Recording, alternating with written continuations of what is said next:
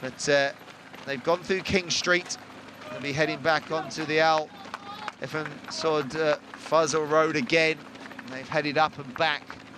So the masses obviously are out on the course, so they'll be getting some good cheers from the masses as well. Gameda there, you can see on the centre of the screen. So he looks fairly comfortable behind his countryman, Tilleman. And Tillehan there is in that blue, sky blue singlet. The neckers bobbing up and down. I'd find that a little bit distracting, but doesn't seem to bother him. Maybe distracts him from the 3 minutes per kilometre pace that they need to set. So over to the women's race, 40 minutes and around about 3 minutes and 25 seconds being set at the moment in this elite women's field. Moller at the front, just behind the pacemaker. And you can see the different types of running styles that the runners have. Looking very controlled at the moment in these early exchanges, and still double figures in relation to the athletes that are right there at the moment. That's exactly what you want as a elite race organizer. As I said, it's on the radar of agents and athletes and coaches now, as the elite women hit that little incline. So they'll be used to running on very similar terrain, and especially hills as well. So much of the rolling countryside in Ethiopia and Kenya is not without its undulations. And the athletes will be doing that at high altitude as well, in the middle of those hard training blocks. So this will not be an issue at all to them. So the elite men at the moment are checking their watches, and the elite women doing almost likewise as well. So just checking their pace. So it looks like the elite women operating probably around about the 2:27 mark, and there's 13 kilometres. So 39:30 coming up on the caption to your left there. So you can see that that last 5 kilometres has almost been around about that 15-minute mark. So they have definitely picked it up, and that's probably the influence of Tillehan on the back of those paces, almost instructing them to continue the good work. And you can see there the two paces, Career and Rono, that won't be there on the caption in the latter stages. So it will be in their contracts as paces that they're not allowed to finish. I think that's most races nowadays. There was a spate of pacemakers that have gone on and finished, and that has kind of now been moved over, and it's now more a done thing to do your work and then step off. So it's a fast pace being set, but again, just navigating just the few minor turns on the course, and just being smart as they approach each of the drink stations as well. And they will become more important as they go towards those that have their own individual drinks on. We've seen in marathons previously where it can be a bit of a rush sometimes when you're in a larger pack and sighting this, but it also will help them going over 2 laps as well, being that it will be exactly the same on the second laps as well in relation to where each of their drink stations are, so they can get a nice consistency and a nice rhythm to their running. And again, in training they will go over similar kind of courses where they loop back on themselves. Just makes it easier for their support team, and also making sure that they can get drinks on board as well. And there again, you can hear that rhythmical sound of the carbon and foam shoes on the ground. Just little checks of the watch. And in fact, I think Collins Rono's looking better as it goes on. So, but Tullahan is definitely the athlete that wanted the pace to be continued and wanted the pace to be maintained. And in what is such a tough event right now on the world scene, that Kelvin Kipton world record set in October, 2 hours and 35 minutes, getting towards that phenomenal time, that sub-2 hour clock in. Eliud Kipchoge's from Vienna, but he took down Kipchoge's own world record, that 2:09 from Berlin. But Berlin saw Mosefa take the women's world record, 2:11.53. So September and October just showed the power of the marathon, and December in Valencia probably showed the depth of marathon running. So those Olympic Games coming up this year in Paris, there'll be no paces in Paris. There could be varied conditions. You never know what you're going to get in a European city in the summer. That'll be real racing. Could any of the runners from today book their place? Very, very tough to get into the Kenyan or Ethiopian teams, just given the nature and depth of distance running in both of those countries. It's a national sport there, as this group is whittling down. We are losing a few very, very subtly. And Robert Kimotai Negrano is on the back of that group, and about 1 hour away from the start of the half marathon. The elite will go off first in that half marathon. There's been a couple of superb races in the half marathon over the last couple of years. Bernard Kameli just out dipping Uganda's Abel Chebet last year by 1 second. It was a phenomenal race, and Beatrice Chesuret coming out on top in the women's 69.22. Tadezi Torotic is 69.42.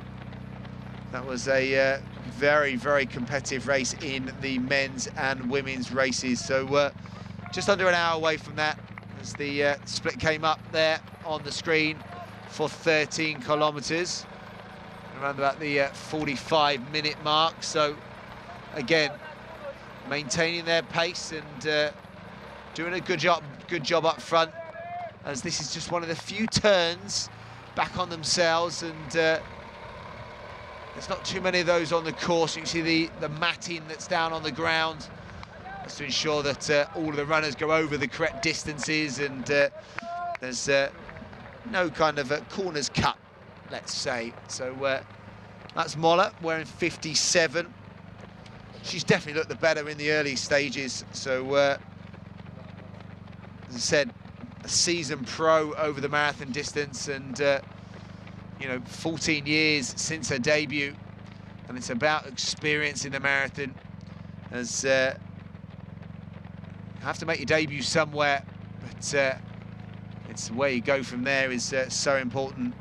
Desta there, you can see just behind her, the Ethiopian athlete, 4th here last year, good experience. So where she's won in China, and I think one in Dublin as well. So very experienced athlete, the Ethiopian athlete, that's 2:27.41 lifetime best. So keep an eye out for her. She looks very comfortable right in the centre of that screen there, Desta. And the in fairness, a lot of these athletes are very good as well. Kazagan there, another Ethiopian who's got good pedigree on the 10K as well, 31.39 and 70 minutes half marathon. But recovering from a 2:31, 17th of December in Taipei, 5th place there. So again, another good example right on the left-hand side of that screen. Kazagan, the athlete wearing the black, just looking at a watch there on the left-hand side, that recovering from a marathon back in December, 2:31, 7 minutes outside her best, so a little bit of probably heat and humidity there. So sometimes athletes do use races as training efforts, so whether that was with this in mind. And you can probably see that Dadai, our pacer, who I still think is in the race, but just off the screen. Can't quite see him at the moment, so that is one of the luxuries that elite distance women have, of having male pacers. And there he is. But he can probably do with just dropping back a little bit, because Billo, Bazank Billo, the 2:30 athlete, that is probably wanting to get onto the back of the pacer. Don't really want to be a few metres adrift as we go back to our elite men.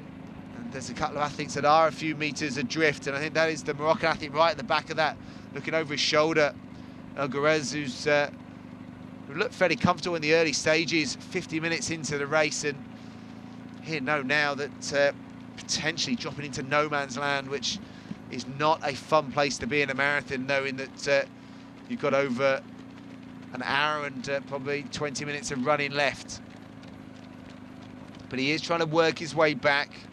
Sometimes it can be a lapse in concentration. He's got a bottle in his hand, so he could well have gone back to get a drink. We have seen that previously as well, where a drop bottle or just a little lapse in concentration can lead you to dropping off. But he does look like he is working a little bit harder than those that are in front. But I think he has got back in touch, the athlete from Morocco, so maybe just pacing his way back after that drink stop. 51 minutes on the race clock. If you're joining us here this morning to the Riyadh Marathon 2024, welcome. So we are 51 minutes into the elite men, elite women's marathon race, as well as our masses that are out on the streets on their 2-lap course. And we are inside an hour away from the start of our elite men, elite women's half marathon races. And the masses will follow behind them as well. And the pace being set up front by Rono, by Korea, our two pacers that have been there from the first step of today's marathon. Keegan to the left hand of the screen, who is following in footsteps of Tullahan, Abe Tullahan, who looks very good for me. He's a compact runner, a very strong, efficient runner, and you can tell that from his trap pedigree, and he's translating that very nicely into the marathon distance. And he was the athlete that wanted to keep the pace going in those early stages when it had the potential to drop. And Sergut is right back in that group. He's had a couple of little drop-offs on one of the inclines, just took his foot off the gas, but he's tucked right back into that group. Very experienced runner as well, and experience does pay off. So back to the village experience. You can see the buzz and excitement getting ready for the half marathon, and also the 10K and 4 kilometers. The Kingdom Arena. So many of the sponsors and partners have been supporting that over the last couple of days. It's been a festival of sport, wellness and physical activity down there, and whole families have been down there enjoying the sounds and the sights, and we can see some of our pacers getting ready for, I think, for the half marathon. I think that's our 90-minute pacer. Yes, it is. So pacers in the masses, slightly different to the pacers in the elite races. You can see on the left hand of the screen, Rono and Career. But the pacers in the masses, they run with these flags or balloons. And I tell you what, they do an unbelievable job. Many of them are local club runners. Many of them are making sure they help their own teammates out. But it's a selfless job. They get out there, and I tell you what, you can almost set your watch by them, because they'll be coming in at the exact time that's been set. So if you are later this year making your way out for a half marathon or marathon, and you've got an idea, because that's part of it, is having an idea of what your pace might be. If you know what your pace might be, then look out for the paces. But often in most of the city half marathons and major city marathons, they have those paces out there. Lock into them, have a chat with them on the way round, and yeah, buy them a sports drink at the end, because they do a great job, as do the volunteers out on the course as well. Many marshals, many volunteers that without them, I don't think any major city event would not happen. So I know the race organisers are hugely grateful to those people that play their part in making this a real community event. And over 20,000 runners over the 4 different distances today.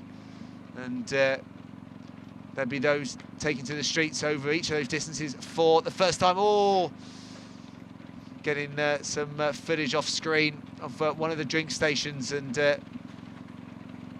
not on the screen that you're looking at, but yeah, we'll try and get maybe coverage of that. But the elite men fairly controlled as they hit one of the downhill sections. Now that is one feature. We saw a little uphill section earlier, but chatting to a good friend of mine, Steve Brace, who multiple Olympian and top finisher at major city marathons, but we're talking about hills on marathon courses and half marathon courses. He said actually liked it because it, you know, can break up the rhythm a little bit in a positive way, and but also you get some of these downhill sections where you actually get to recover. So if you look at some marathons around the world now that have such minimal elevation that actually there's no real places to actually recover. So it is actually kind of nice now that there is an opportunity to take a bit of a breather and take a bit of recovery as well. And that's definitely something that on that downhill section, a little breather, but also the pace does pick up, and we've got a little splinter again in the elite men's. Looks like we've just lost a couple of runners again. And as we're coming towards the hour mark and that halfway split, there will be some questions being asked. I said on the start line, the marathon is very psychological in its planning, preparation, and also pain stages of the race. If the mind has to be in sync with the body, if doubt sets in, and there'll be doubt in every one of these runners at some point, because the marathon is such a testing event, such a testing distance, even for our elites out there, that this is their day job. They'll be having some questioning moments, or miles or kilometers, as that's a great shot on the right hand of the screen. The running economy of our runners, how economic they are off the ground, that reaction off the ground, and how light they are, and the training of these runners will include track workouts, short hills as well, to build that that kind of reactiveness off the ground, as well as they spend a lot of time doing drills. You might have seen the videos of the different warm-up drills. I love seeing those Ethiopian warm-up drills where they're almost in sync to music, even though there is no music. It's rhythmical, it's in unison with teammates, and sometimes 10, 15, 20 teammates. And it's about that reaction off the ground, and a lot of time spent in the gym. So the Kenyans very big on their conditioning, their kind of body circuits, and Eliud Kipchoge always starts off his preparation with it's almost like a regular gym class where they're using little boxes to step up, almost like an aerobics class. But it's about being conditioned, and it's a repetitive sport, running. It's about doing the same thing over and over for a couple of hours, but the speed and intensity and forces going through the body, these runners make it look very easy, but I can assure you that it's anything but that. But paces at the moment, the aim would be to get definitely to the halfway mark, and if they can get to 25 kilometers and even beyond that, then that is brilliant. Now you can see, as we saw earlier, the men are doing a great job, and we'll get a coverage of the women, see whether Daddy has backed off a little bit, because he had a little bit of a gap earlier, as Telehunt just almost signals to the pacers, or maybe they're going towards a drink station. He wants to see the drink station. A little acceleration. Oh, there we go. It is not easy, even in a group of 7 or 8 runners with the 2 pacers, to navigate the drink stations. And see it at every major city marathon. And obviously the quality of runners now that we have, where, oh, that's a good bit of colour and sound on the side. The best dressed support crew of the day thus far. And as it does warm up a little bit, we're about 16 degrees now. Expecting it to get a little bit higher. And the wind today fairly minimal as well. So not bad marathon conditions. And the athletes will be grateful to see the halfway mark soon. And they'll be going back round past the Kingdom Arena and then past the Boulevard World as well. That'll be on their left-hand side. That halfway split, that'll be a welcome sign. But as in any of you that go out for your long runs, when you come back past home after halfway, 2 minds set in. One is, I'm feeling good, I got another lap in me. Another one is, I'm not feeling good, I could easily just step off my bag and my stuff is right there. So we hope it's not the latter. And it'd be fascinating to see where we are split-wise. That could have been 20 kilometres. They just passed in inside 61 minutes. So again, we'll wait for the official halfway split as the elite women are on the bottom right hand of the screen. So we're an hour into our race here, 61 minutes into the Riyadh Marathon 2024. Gaps are starting to open in the men's. Women's still fairly controlled, and still a large pack. It is double figures in the elite women, and that is still up the road a little bit, the male pacemaker. So doing his job. There's 20 kilometres. It was a 20 kilometre mat, 60 minutes and 56 seconds. So we are outside course record pace at the moment by probably around about 30-40 seconds, but it could pick up. Absolutely could pick up. This is going to give us around about a 63 to 64 minute mark through the halfway, but the quality of runners we've got in this field, and 2:08 did win this race last year, so very healthy prize pot. The total prize money around about the $300,000 split amongst the different places and performances. So that's all part of being in the World Athletics Elite Label events listing. Here's the prize money, and this could set some of these runners up for life, not just for this year. So and this could really signpost them for future races. So great aerial shot as the elite women go past there. Look at that, that is brilliant. Different music and different sounds and sights out on the course. And whether the runners can hear that, many of them are in the zone, but I'm sure it'll make give them a little wry smile to themselves, and they'll be looking for slight distractions. And you see a little bit of construction on the left-hand side. 7.6 million people living in the Riyadh area, and it is growing rapidly. The expansion of buildings, and you can see the archway there, 42 kilometres, so that would be the home straight for the finish, but they've got another lap to go, so they can just see that finishing line. That is for visualization purposes for them, as the elite women probably around about 10 minutes or so away from seeing that themselves. And they've still got a fair amount of running to go before that, probably around about 2-3 kilometres. So we're at 53. Garda on the screen there. 1-2 Bakili Garda, who's a 2:23, second from Seville, and looking very controlled, very rhythmical arm carriage, and almost no beads of sweat coming from her face, so looking very good. Billow is the Ethiopian wearing 62 there, 56. Because again there, that we mentioned as the rhythmical drumming of the drums as they go out, back out on the course. Wearing 2, Ernest Kiprono, again on the back of that group. He needs to stay in close contact.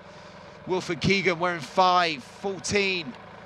Charles Techno, who we haven't mentioned, making his debut. 61.39 from Rome. And what a debut he's having right now, tucked in that group. Now, one of the paces is done. We thought that might be the case. He did look a little bit more than fatigued, even in the early stages, but well done, Colin Chebet-Rono. Your job as pacer has been successfully done through the half, but now, second pacer, really important. There's the halfway mark, 64.13 split coming up onto the screen there. So we are outside course record pace, so they are going to need to pick it up. And it's going to be really interesting because we've got debutants in here, we've got athletes that we expected to be in here, those coming back to form, but the numbers are rapidly decreasing now. You're starting to see the business end as we're past the halfway mark, and just a few gaps now starting to develop as they head away again from the city and heading out again on the Al Alam Sword Fuzzle Road. And again, look at that quality of surface underfoot, and again slight decline in the road, so a little bit of recovery. And Keegan on the right hand side, Tillahan on the left, Pacer right in the centre, Korea, Tillan, Korea. And are we down to 3 athletes now? It could be another loss of an athlete, and I think we are. So it could be 3 athletes that are right there now in contention. Charlotte Teko is the debutant, I think, wearing 14. There he is, right at the back. Almost looks like he's in deep concentration on the back of Wilfred Keegan, who's the athlete that we expected to be up here back in March, second in Rome. But I tell you what, the athlete that is really impressed me, Abe Tillahan, who's the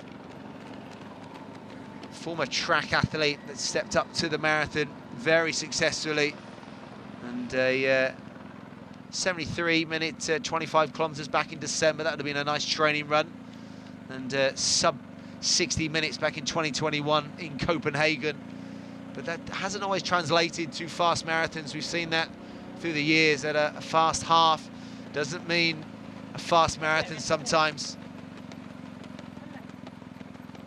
Courage is the athlete, I think, wearing the yellow singlet that has dropped off. Now 4 athletes, 1 pacer. How far can Timon Chariot Korea go? You can see now he's starting to grimace. I'm sure he's got probably something on getting to 25 kilometers. There'll be different bonuses for pacers getting to each of the 5K splits in time, but also making sure they can go as far as possible, just to maximise the speed of the runners. So Keegan there with the 2 Ethiopian runners behind. Just a little word to the pacer, his compatriot, and there he is on the screen there, Wilfred Kira Keegan, 2:8:45 lifetime best, and he's operating inside that, given that we went through the halfway, in 64.13. So he's operating on lifetime best pace at the moment. Tillahan definitely is, his 2:09.25, and Charlotte Teko is on his debut. So this would be a very special debut. If he was to podium today, at the moment with 3 pulling away, there is still a lot of running to go, as there is in the women's race. You see on the right hand of our split screen, Daddy the pacer. It's like he's settled back into the group. So he was about 20 metres off the front, and now settle back into the group. It's going to be interesting to see what pace they go through halfway in, as the elite women have been fairly controlled. Looks like most of our lead group are still right there. I don't think it's changed too much in the first stages. Gladys Chamutai is the athlete in that orange singlet that is in the lead. Daddy there, the pacer that's been up the road, he's come back. And now he's about 3-4 metres off the front again, so... And they're about 3-4 minutes away from the halfway split. And that'll be a welcome sight. But again, they're going to have the same as the men did just a few moments ago, where they're then going to head away from the start area again and begin the second lap journey. As they get that time check. And it's around about 30 minutes away from the start of the elite men and women's half marathon. And then the masses start shortly after that. So, split screen. Who's dropped off there? Things are happening, and it's our debutant that's dropped off. Takio's dropped off. He looked so good just a few minutes ago. Didn't expect that. But again, when you're making your debut, you're stepping up. He's obviously got a half marathon to his name, but he's up against proven marathon runners in Keegan, in Tillahan. And Tillahan now, I tell you what, he's almost just saying to the pacer, I've got to go, I've got to go. And the pacer's just saying, wait, wait. As I was giving him a podium finish, but Takio's got a lot of running to go now. Charlotte Bayo, Takio is now just dropping off. And when you are making your marathon debut, it's a much different feel to the half marathon. And often that training, that unknown with the volume of miles and kilometers that need to go in, it's definitely a different event to train for than a half marathon, and just the sheer number that you can do per year as well. So elite women, 20 kilometers, 70 minutes and 30 seconds coming up on the screen. So they are 1.1 kilometers away from going through that halfway mark. So that again is going to give us a good split. So that means they're operating around about 35 minutes and 15 seconds for each of the 10K splits. So that's around about 17 and a half minutes each 5K split. So again, fast running, but potentially it is dropping off course record pace, but it is about it being a race. I think we've got 2 classic races on today, so the course records might be safe. That'll be a few $1,000 saved by the organisers, but they won't mind about that at all. They would rather spend that out on course records. But what we have seen here in Riyadh is always quality races, and expecting that today. And I think the races into the second half, we're going to see some really good races. As on the screen, Pacer still doing a great job. Timon Cheriot. Tillahan there with number 6, who's got that lovely running style. Keegan next to him. Again, almost looking at the concrete in front. Almost a slight lean over in those cycle shorts. And the athlete that, well, would love to go to the top spot today. Both of these would. But in the first edition of the race, Gamachu winning a sprint finish in 2022 by 1 second from Burley. And that's what we do love here. It has been historics of racing in the half marathon last year. Just 1 second separating Bernard Kameli and Chibet. So we are used to races here in Riyadh. And I tell you what, the size of that elite women's race as they go back out for their second lap A lot of these runners operating towards some quick times. And there's Dadi again on the front, just making sure that they operate and go with him. But again, lots and lots of running to go into these latter stages. 64, a late addition to the race. Jebsala, the athlete, fourth in Barcelona this year. Zenabu has come in late. That's why she's only got the number and not her bib name on front. And that's a great aerial shot again. The beautiful constructed Kinder Marina, and you just see the masses there as that's one of our male pacers there. That's Collins Rono. I hope there's a pickup vehicle for him. But he hasn't got far to stroll back to the start-finish area. As you can see, that brilliant visual, and that's where the village has been the last couple of days, and there'll be lots of enjoyable things for people to do today as well as getting themselves ready. Those out in the half marathon in well, about 20 minutes or so, but also the 10 kilometers and the 4K fun run later today. That will be very, very busy events. And there you go, the halfway mark for women coming up on the screen. 74 minutes and 18 seconds, so exactly 10 minutes behind the men. So operating around about the 2:28 mark. So it is outside course record pace. They would need a significant second lap here, which I don't think, given the strength of the numbers here, that they're going to do that. I think this is going to be a race. As you can see, the gels are being digested and taken on board.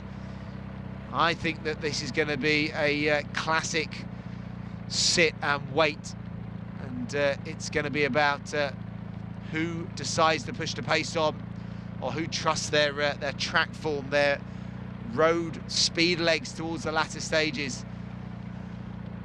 Billow in the centre there. Chamutai, Gladys Chamutai in that orange vest. She's been happy to be at the front. She's been happy to lead and almost be the pacer to the group behind, which you almost want the pacer just to drop back just a little bit, so they were all together, but pretty much everyone in here.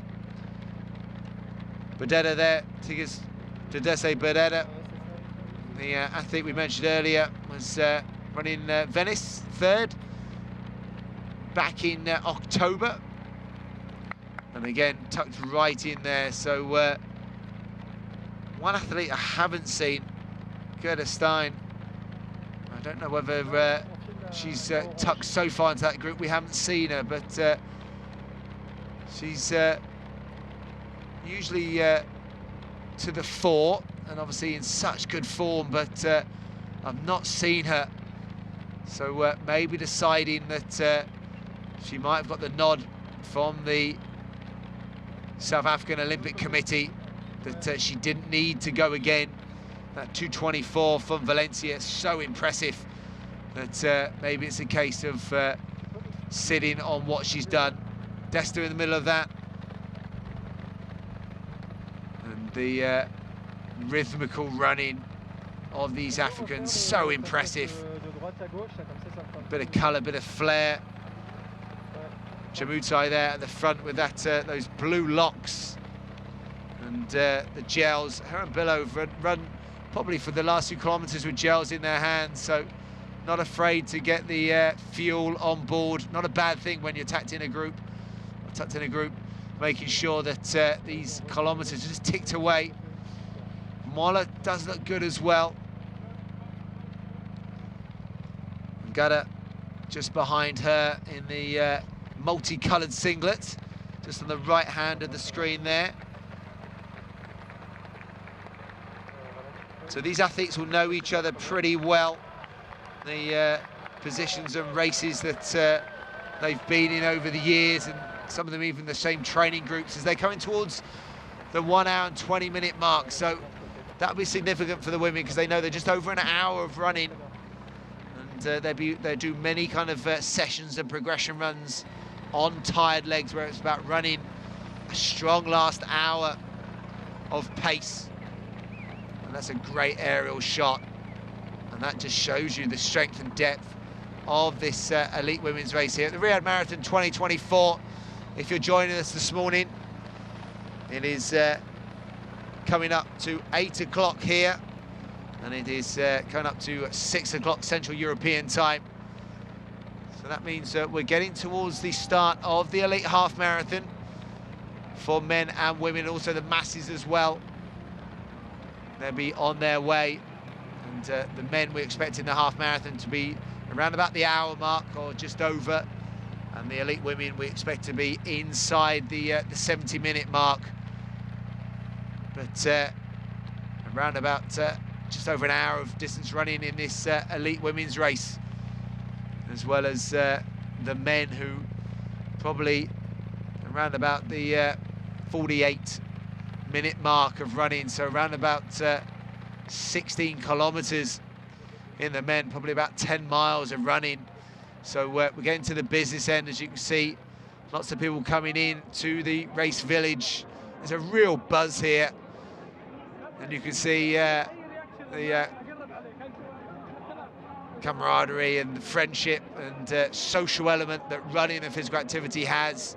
It's just such a vital part of people's day-to-day lives, and that's something that it's definitely been showcased here, and it's so important. I think that's something that they've been very keen to promote and push and develop.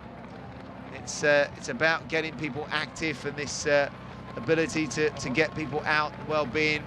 So it's a partnership between the Saudi Sport for All Federation and the Ministry of Sport.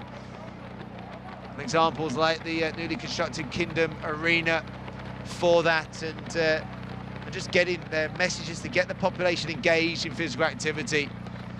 And they know it's so important for wellness, they know it's so important for socialisation, for being healthy, for happy, and people just generally having better lives. So great to see such support here, and great to see such numbers. 20,000 is the number being bandied around for those that have entered the various races this year. 10,000 in year one back in 2022, 15,000 in 2023, and I can only see the numbers continue to grow, as in the numbers that will grow in these elite races when the talk of how well they get supported. This is a World Athletics Elite Label event, and of this group now that I think is around about 10 runners, only 3 are going to be on the podium, and only 1 is going to be crowned the Riyadh Marathon champion for 2024. So someone's patience has to break here.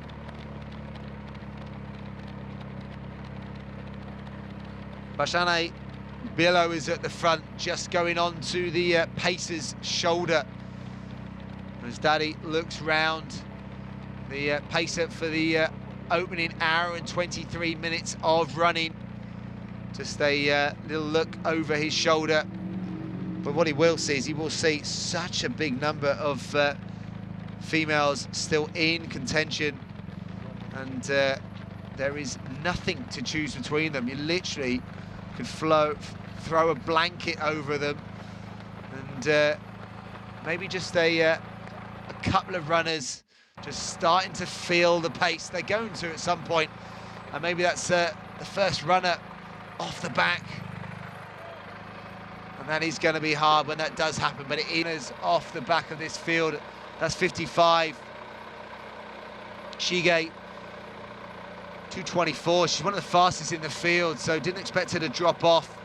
Was back in Costas in 2021. So 9th here last year, so she's operating similar position-wise to that this year, but yeah, she's dropping off even with that experience from 12 months ago. And again, superb coverage here, split screen, and the pace has gone. We are now into racing territory. It is the job of Timon Chariot career has been done. So big thank you to him. Superb pacing through the opening 25 kilometres, but we're now down to 2 as the arm sleeves come off of Tillehan. And there's been runners in the past that have thrown hats off and decided to throw down the gauntlet and be ready to race. It's almost like the gloves being taken off. He's got a gel in his hand, and now it is Wilfred Keegan at the front. Gel taken on board, hour 25 on the race clock. The Kenyan athlete is out in front. Wilfred Kira Keegan on his shoulder, having just taken that gel on board, thrown, I thought, his arm warmers off. That is Abe Gazahan Tillehan, who's looked probably the best from the opening 5 kilometres, and he is right at the 4 at the moment, and looking pretty similar in terms of ground contact, and each of them wanted to kind of take the lead, but probably in terms of facial expression and probably how they've looked for the whole race, I'll probably have to go with Tillehan probably looking the slightly better of the two, as he almost relaxes as someone's out for a morning jog there. I wonder where he's just suddenly appeared from. No race number, and maybe he's trying to tell his friends and family that he led the Riyadh Marathon 2024. But great to see. Do you know what? Physical activity and running is for everyone. And this is exactly what they would want to promote. Getting out and running, regardless of what equipment you're wearing, what your physical activity levels are, getting out and running.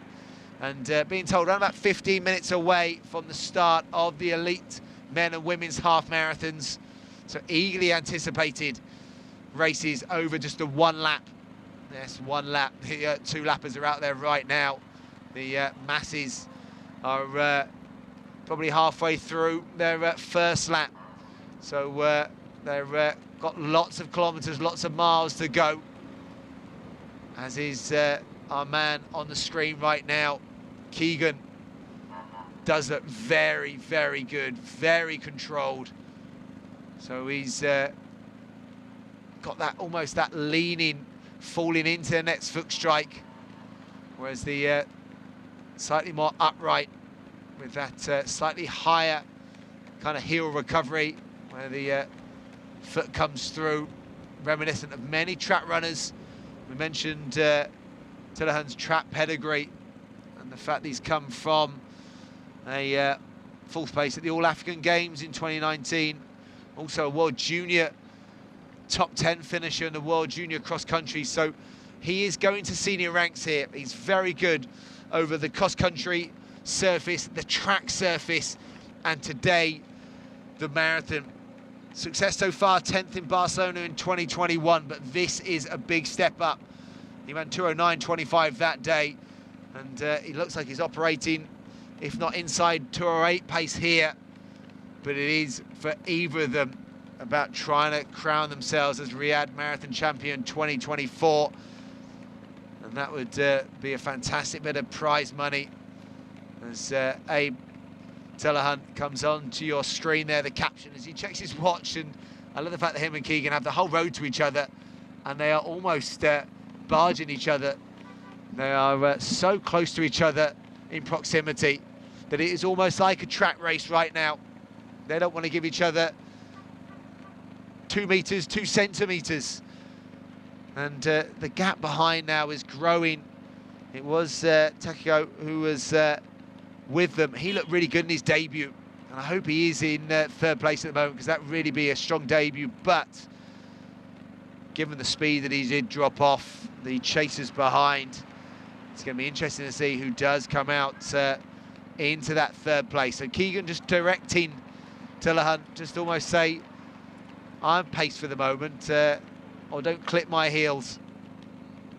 There will be a bit of dialogue, even if they don't speak the same language. There'll be the language of running the international language of racing as well. This is fascinating. We're coming up to 90 minutes of running, so we're not far from the 30-kilometre mark. That was signalled 12 kilometres, and the training runs and pace, they'll be getting towards the upper limit of what they've done in training, and then it's a little bit of leap of faith and concentration, and also about tactics now. If Keegan knows about Tullahan's trap pedigree, then he will not want to leave it till the later stages.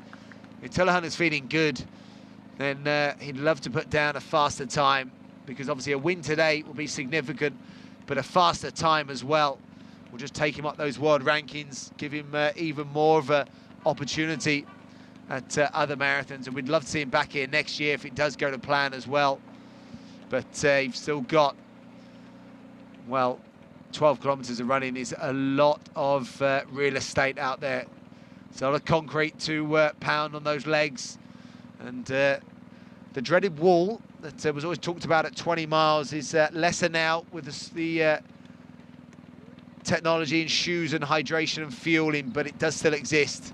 You can still suddenly just go from feeling great to terrible, and these two runners don't want to do that, so they will be running, holding back a little bit, thinking get through the next 2 kilometres smartly without any disaster, because they do not want any issues in the latter stages. So, downhill section on the legs.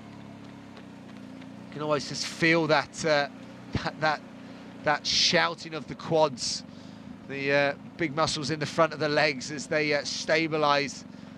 So you don't want too much of that downhill running, even though you would think you're going to run faster off it. The fatigue in the legs does start to hit, so does start to bite on the body. As Tullahan again so close to Keegan that again he's almost tripping over him and just almost clipping his heels. So strong running, little check of the watch, and again so much running to go. And the women's race update, there's still a big group, and they've gone through 91 minutes of running as well, so they're inside their last hour of racing. So lot to play for. 2 in the elite men's race have broken clear. The elite women down to 8 runners, or even 7 runners I should say now, so numbers are starting to drop off. But in this elite men's race, the numbers are definitely not dropping off. They are, in terms of splits, they are keeping the pace running and keeping the pace moving. And Wilfred Kira Keegan, so he's got so much experience. And there we go, 30 kilometres. And it is 1:31:08, so the pace is picking up. You can see that it's a healthy split. Courage is back 44 seconds with Teko. They are battling for 3rd place. So the debutant Teko is hanging in there with Courage, and whether he can hold on to that 2nd and 3rd place, oh sorry, that 3rd and 4th place, racing for that. Surgat, 1 minute 11 seconds back, and a little bit of an improvement. Anor Elgaraz, the Moroccan athlete, on the bottom of that caption as well, is he's heading for a moment for a massive lifetime best as well. 2:13:46 is his best, and currently in the top 10, operating inside 2:10 pace. So it is quick running through 30 kilometres, and the half marathon masses and the elites are getting themselves ready. They'll be thinking about preparations, they'll be thinking about different pacing strategies. Half marathon, slightly different. Some of the elites will not even take drinks on board in that half marathon distance, where do that at your peril over the marathon distance. The masses, though, hopefully definitely will. Those water stations every 2 to 2.5 kilometers, so important for the masses out there. And many of them, that will be their step up from the 10-kilometer distance to the half marathon. Half marathon is such a good distance, such a fun distance, enough of a test, but you can wake up the next day and not walk down the stairs. The marathon, slightly different. It can be unforgiving, and with the marathon there's going to be some of our elites and also our masses that just don't finish today.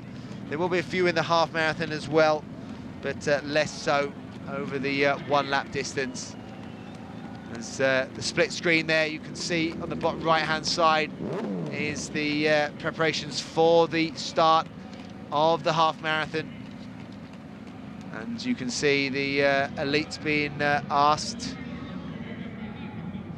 to take their last minute layers off and get themselves ready for that start line. It's final preparation for the start of the Riyadh Marathon's half marathon distance for 2024.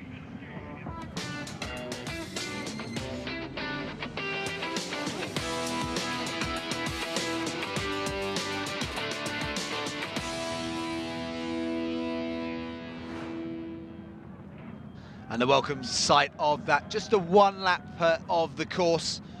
So again, beautiful weather here, even more ideal for half marathon running, as the photographers, the race organisers just prep those around the start area. But we are not long away from starting this half marathon, and the numbers of those taking part in the masses does increase even more at the just to the side of the Kingdom Arena. So we're very close to Boulevard World as well. So they've got that fast straight. And now Mansour, there's no road, there will be that fast bit of running to start. And there'll be last minute preparations going through the heads of our elites. They know this half marathon, again, is such a close fought race. In the previous editions of the Riyadh Marathon's half marathon, the elite marathon start line are getting ready, and even a little bit of rain forecast today, a little bit of drizzle, which I think will be very welcome by the runners. And you can see on the left-hand side of the screen, you can see that wet underfoot now. I tell you what, with the 16 degrees, a little bit of hydration. Paula Radcliffe, former world record holder over the marathon, used to say she used to love running in the rain, being that she always used to believe there was a little bit more oxygen in the air. As Tullahan deciding to go onto the pavement. Now, I wonder whether he's finding the road a little bit slippier underfoot. Now, the different shoe technology that they've got on their feet, oh, wow, has different degrees of grip, and I wonder whether maybe just finding it a little bit slippy underfoot, and some of the shoes are a little bit less for wear, maybe if he has worn them a few times as well, so maybe going onto the sidewalk there. But as a coach myself, I tell my runners to be wary of jumping up and down on the sidewalk onto the pavement, being that you've got to come back off the drop again. And you've probably heard stories yourselves of runners, or even done it yourself, turning your ankle, jumping off the pavement. So Tullahan there's agent coaches myself. Well, hearts were in our mouths there as he navigated that drop and that cone. And I wonder whether that is just what he's feeling underfoot. It's just a little less traction. It did seem rather odd that he did suddenly make that that conscious decision to deviate from the shoulder of Keegan, where he'd been operating pretty much in touching distance for the last 10, 15, 20 kilometers. But he's gone back to the shoulder of Keegan again, and we're coming to the 1 hour 40 minute mark. And we are going to that start line of the elite men and elite women's half marathon with the masses. There you can see the drizzle coming down, and it's not what you really want as an organizer, but I tell you what, the runners, and I tell you what, for cooling down the masses as well, I think it will be really welcome as long as they get underway very shortly, and as long as that surface doesn't become too slippy underneath on some of the turns, on some of the corners. But yeah, not too many days of the year do we have rainfall here in Riyadh, but a little bit of drizzle today. But it will make the temperatures feel a little bit cooler. Hydration levels will be topped up. And I think that will be welcomed by so many of our runners. And there we go, the start of the half marathon, and the photographers there in the middle as the elites are on their way in this half marathon. So the timing team getting the elites on their way before the masses, and just some of the runners to look out for. And the women's are looking out for Betty Chibet, 66.37 lifetime best. Barakan Welday is 67 minutes from Germany. Nelly Dazzler half marathon 67.44. So look out for Emily Chibet. So what a career she's had. So World Championship, 8th place back in 2007, a two-time World Cross Country champion. So delighted to see her still going at the age of 37 and smashing it still. They're just some of the runners to look out for in the women's. In the men's, we're looking out for Glizolo Ayana. So he's a sub-60 minute runner, 59.39. So excited to see how he goes today. 2:07, winning the Paris Marathon as well. So he's also, saw him on the streets of my own city, Cardiff.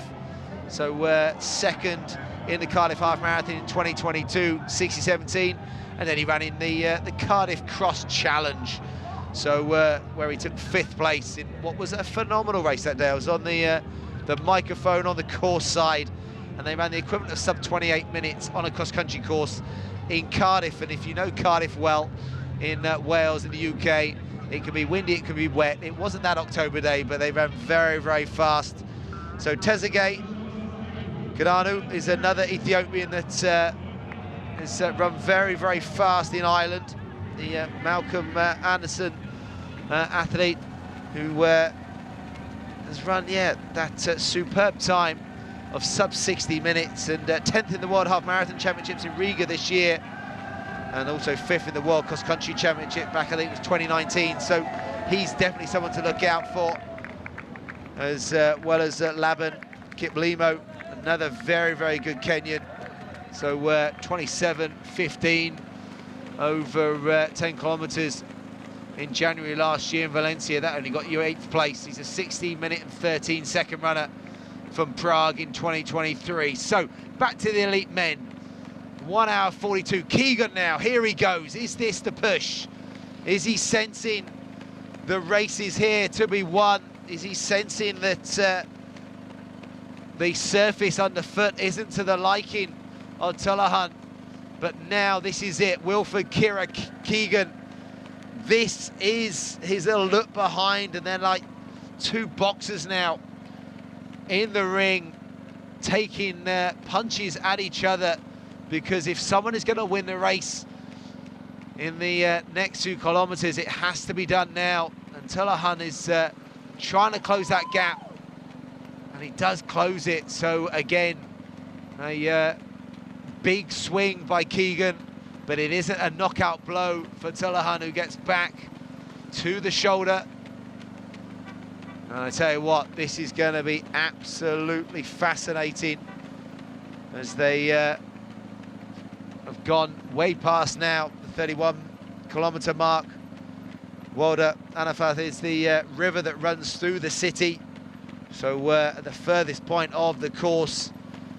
And now they know with 1 hour 44 on the race clock that they are the best part of 23 minutes or so away from the finish. So into the last 5 miles They've got 20 plus miles of running in those legs. It's getting hard now. It's not going to be easy out there.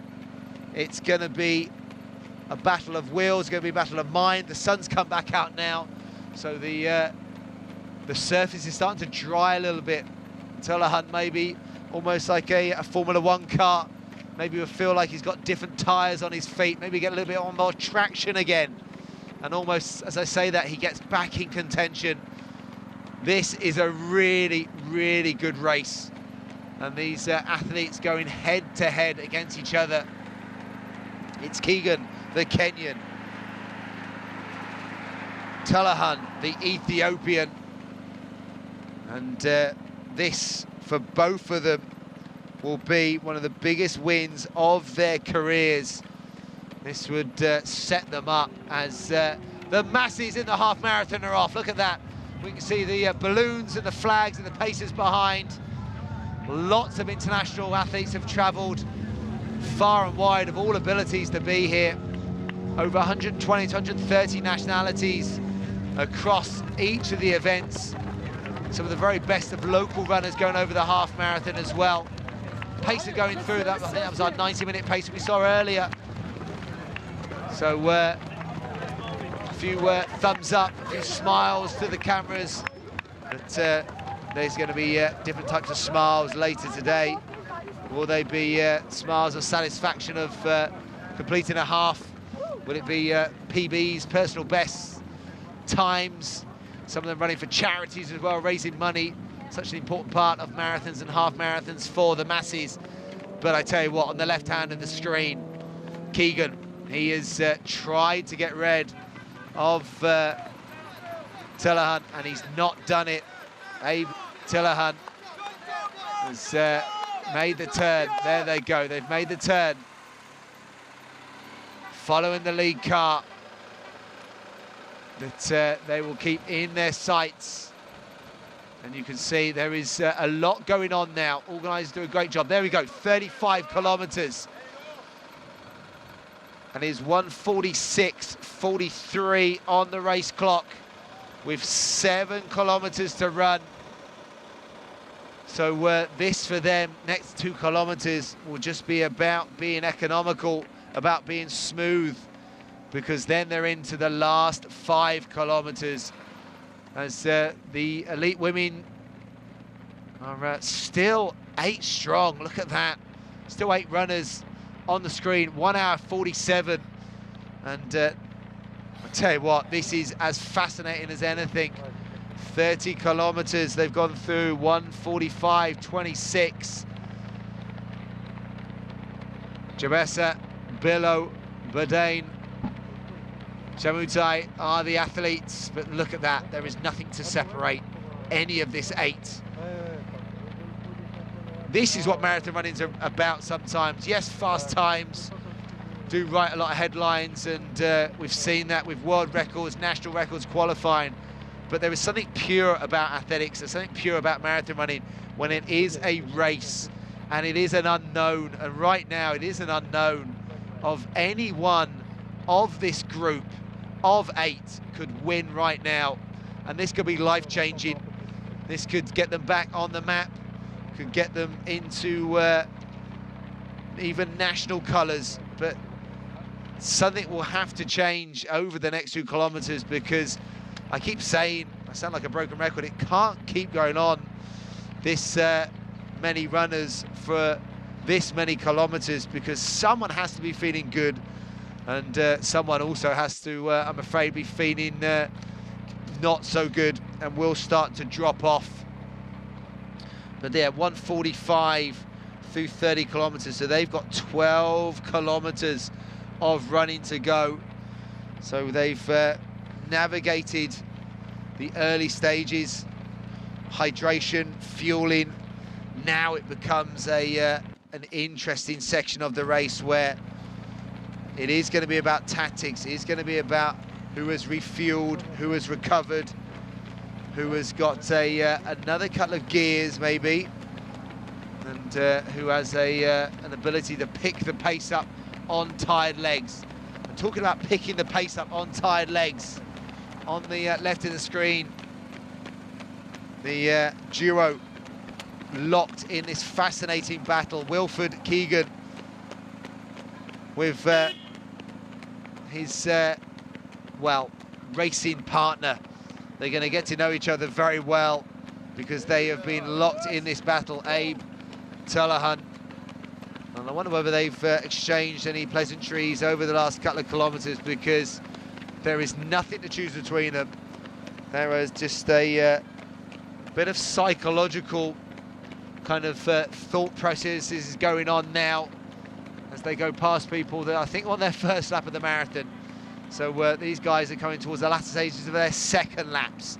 So this is where running's great, because these runners are watching some of the world's best runners go past them, and they are just almost just seeing them drift off into the distance, and they've got another lap to go after this. So great to see. So women have gone through 30 kilometres, probably 3 minutes down on course record pace, so operating probably at 2:27, 2:28 pace. They've picked it up slightly, but the men themselves are operating at around about that 2:07 mark as well, maybe 2:08, or just inside 2:08 pace. And that's something that would be two lifetime bests for these two on the screen. Won't be course record paces for either men or women, but what we do have are two very good races. 2 in the men's, 8 in the women, and 1 hour, 51 minutes on the race clock here in the elite men's race in the Riyadh Marathon 2024. The whistles and noise will continue to grow as they get closer and closer towards the start and finish area. Maybe just a slight grimace from Tullahan for the first time. He's looked so controlled, but there has to be at some point some grimace through the face of this talented athlete. So the 25-year-old is looking very controlled out there. Keegan has got the experience. He definitely has that. That's definitely something he's got. So 12 years separating these two. So Keegan is a very, very talented runner in his latter years. I think 37 on my count. So, well, there you go. All shapes and sizes as they go past in tandem. So this is how they're going to need to be a little bit smart, because they are going past lapped runners. So, yes, I have said it, lapped runners. And they have got a lead vehicle, but the issue being that some of these runners do have headphones on, and it's very difficult for runners to hear or see what's going on with the speed of the runners coming behind. Wilfred Keegan and Abe Tullahan, but the lead vehicle is going through. You can hear it beeping in front of them, but the lead vehicle is going to the right-hand side. 37 kilometres. So we are 5.2 kilometres to go. So 1:53 on the race clock. So we're looking at around about 15 minutes, which would give us a 2:08 clock in. So this now is fascinating. 5 kilometres. Ethiopia versus Kenya. The course record is safe, but who is going to be on the top spot? Now on the right-hand side of the screen. I knew it had to go, had to happen at some point. And these are not the leaders. These are those that have come off that lead group. Gladys Chemutai, she was there for so long, pushing on the front. I think Billow with her as well. Oh, those two were pushing the pace. But it is a gap. It is a break. Desta's in there. She did look good. She has looked good for a majority of the race. And the fastest woman in the race, in the field, at the front, is Berta Harper Bahrain. She's at the front in that blue. That's a very compact arm action. And she's bided her time, 2:21 lifetime best. So that 30-kilometre split coming up, that downhill section, that won't be welcomed by all of the runners. They're going to find that hard on the legs. 62 right in that group. It's Billow, sorry, Billow is in that group, I think. Or is that Billow? Or is that 64? Jebser, I think it is Jebser. It is Jebser at the front there. She looks good, late addition to the race. And the pacer being talked to, I think, by Zembru. Jebser, and Jebser is there with Desta. And now it is a Billow. Billow has dropped back off. So pushing the pace, this is absolutely fascinating. Now the grimace, is that a gap? It is a gap. Oh, it's another gap. Another almost uppercut now in this elite men's race.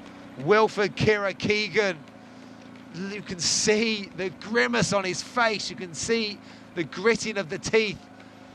The hands are trying to drive and accelerate the legs. And that gap now, Telehan has the speed, he knows that. Can he keep Keegan in close enough proximity to use that speed? Or is this decisive by the experienced Kenyan coming to what would be, for any athlete, the latter stage of his career, and this could be one of the crowning moments. And he does it really good off the ground still. If you look at his feet, look at his lower legs, they are moving very efficiently, even with an hour and 56 minutes on the race clock. But I tell you what, he's picking the pace up.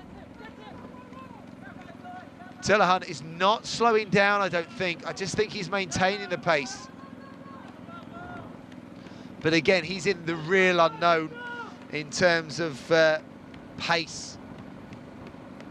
2:09.25 for Telehan, 2:08.45 for Keegan. He's been more accustomed to this pace previously. As the split screen again. The women are coming towards 2 hours of their race. They're coming to the last 30 minutes. This is something that they will know very well. 30 minutes of sustained running. And it is wearing 64. Jebser, the late addition to the field. She popped on the start list at the very, very bottom. That's why she's only got the number on her front, not a name bib. And what a successful late addition to the race this would be, because she's pushing for the lead at the moment, pushing for the podium, as the pacer Dari is going towards 2 hours. His job surely will be done soon. How long can he continue to go? Desta's right there as well. This is really, really now hotting up. And an incline, this will test them. If you're a runner and you're feeling good, then this is the kind of terrain you want. You want something that might find out any gaps in the runners around you, or you might get a chance to feel the pace yourself in those legs. And going past the dancing men again, the music, the sounds, the sights. But I tell you what, Wilfred Keegan will be blocking that all out. He'll be thinking about less than 10 minutes of running here at the Riyadh Marathon 2024. It's been a classic battle between him and Abe Telehan, but he affords himself a little look behind. Is that because he feels good? If he doesn't, that's not what you want to do as a runner. One of the unwritten rules is not looking round and seeing your competitor behind. Is he looked round and given Telehan a little bit of a signal that he could get back into the race? This is it now, absolutely fascinating. Keegan on the screen, that lean forward, that look over his shoulder. It is nervous times now for the experienced Kenyan. Oh, I'm almost feeling nervous for him myself. Didn't finish the Istanbul Marathon back in November. Had a podium finish from Taipei. He's got a 61.56 lifetime best, also spun round 25 kilometers in 71 minutes previous as well. He's going to need every ounce of that little bit of speed in those legs, because Tullahan is trying to close, but that gap is deceptive now. Trying to work out whether it could be closed or not. I don't think he can close that. But 2 hours, that would be significant on their race watches. They'll be looking at the race watch thinking 2 hours.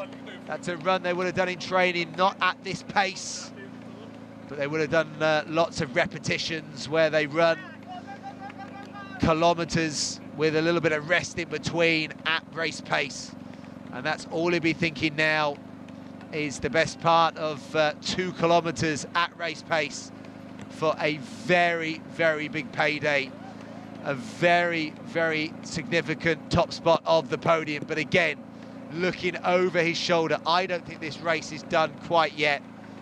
I think if Tullahan can sense that there is any chance of a victory, the African 4th place finisher from 2019, he is a very, very quick finisher as well. You don't run the times on the track unless you've got really good speed, but speed in the marathon isn't always pure speed. It's about being strong. It's about timing your effort. And I tell you what, Wilfred Keegan has done that very, very well. And again, that grimace, but still moving off the ground very efficiently with lots of power. And I'm almost trying to get a time check on the gap. I make it around about 5 seconds, so into the later stages, 5 seconds over 1 kilometer isn't a lot if someone was to pick the pace up. Even over 400 meters, it's not significant if someone can find some track speed. But I'm sure Keegan, if he was given the choice of having this lead going into the very last couple of kilometers, he would have taken it hands down. But then the same could be said for Tullahan. If he thought he had the chance of winning and the win was in sight and he was only 5 seconds down on the leader with 2 kilometers, he probably would have taken it as well. So 19 kilometers, meaning that on that side, meaning it's 2 kilometers to the finish, or there or thereabouts. Now, the car is obviously navigating through the lap runners. The beep signifying that the leader's coming through. Wilfred Keegan getting some shouts on the side of the road. That gap is growing. That gap is growing. I don't think that's going to be closed now, because you can hear the force off the ground. Wilfred Keegan is still moving really well, and he's even looking less stressed and distressed in the face. He's actually starting to relax a bit. I think he thinks he knows he's on his way, because he's moving so well off the ground that barring disaster, it would need a monumental effort by Abe Tullahan in the later stages to close this gap. And the lap runners, they've completed 1 lap in, or almost 1 lap in around about 2 hours. So they'll be back out for their 2nd lap of the marathon. Hopefully they're staying hydrated, staying refueled on the course, and they're getting the opportunity to cheer on the leader in the Riyadh Marathon 2024, Wilfred Keegan. Such an impressive run. And I'm sure his training partners back home, if you are watching, good morning or afternoon, what the time check is where you are. But your boy Wilfred is running very well. And I'm sure you'll be absolutely delighted if he can pull this off. But he's got to stay out in front of Abe Tullahan, who again, translating his 59.46 into hopefully a faster marathon today. Oh, almost a full body turnaround there by Wilfred Keegan. There's a few runners I know that do that and ends up slowing them down and almost falling over. But he's coming up to 2 hours and 5 minutes of running. So knowing that that last kilometre is very close, if not in there now. So 1 kilometre of distance running. That'll be probably a distance that they've run more than anything in training.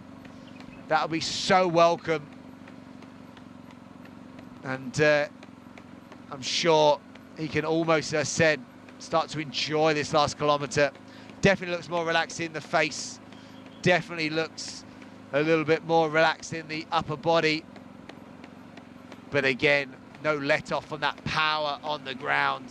That force going through those carbon-plated shoes. And again, I'm sure his sponsors will be absolutely delighted for the way he's gone out there in the lead group from the very, very beginning, and now on his way into the last kilometre here at the Riyadh Marathon 2024, as there's a significant break in the women's race. Daddy, the pacemaker, looks like pulling clear. The athlete, I think, wearing 51. Better to Harper Badain, the fastest athlete in the field, is, I think, being pulled clear. 7th in Dubai in 2023, 3rd in Tokyo in 2019, 3rd in Seville in 2018. She had a disappointing run in October in Beijing, but I tell you what, bouncing back today, as in this man. Didn't finish in Istanbul in 2023, and I tell you what, bounced back to real significant form. And you never know a race like that, whether it was an illness, whether it was a niggle, whether he was never planning on finishing. But I tell you what, he was planning on finishing today, and he couldn't have planned it any better than the way he's run this race, as he will get the very welcome sight of the finishing straight. He will get to enjoy this moment. The skyscrapers align the skyline here at Riyadh. The big start-finish gantry is in sight. It's almost downhill to that finishing line. 2:07.22 on the race clock, so the course record will survive another year. Gemetru's course record from 2022, but a new champion. It's going to be a champion from Kenya, wearing bib number 5, a 2:08.45 best coming in from Rome last year. I think he's going to be inside that. He's going to be outside 2:08, but it's going to be very, very close to even splits. They were 64, and it was 18 through the halfway mark. So it's almost going to be maybe just inside negative splits, meaning this second half has been marginally faster than the first. This experienced athlete, this talented athlete from Kenya, now gets to enjoy his moment. He's going to be on the top spot of the Riyadh podium for 2024. The champion, the Riyadh Marathon champion for 2024, Wilfred Kira Keegan.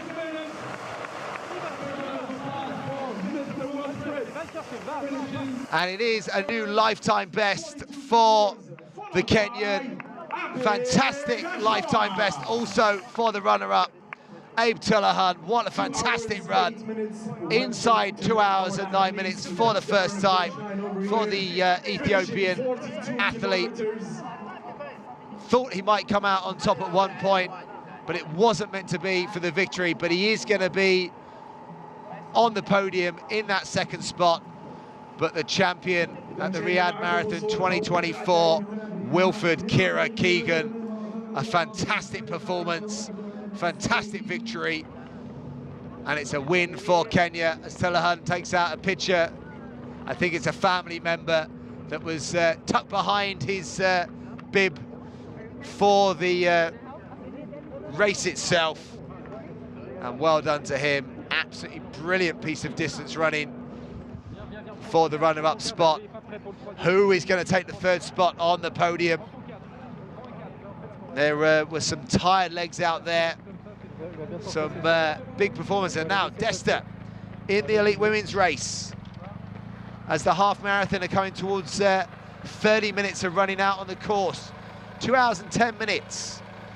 It is Nist Mahala Desta, 2:27, fourth here last year. And I tell you what, she is stepping it up. She's in third place at the moment. There you go. No, second place, because it is Badain who's leading at the moment.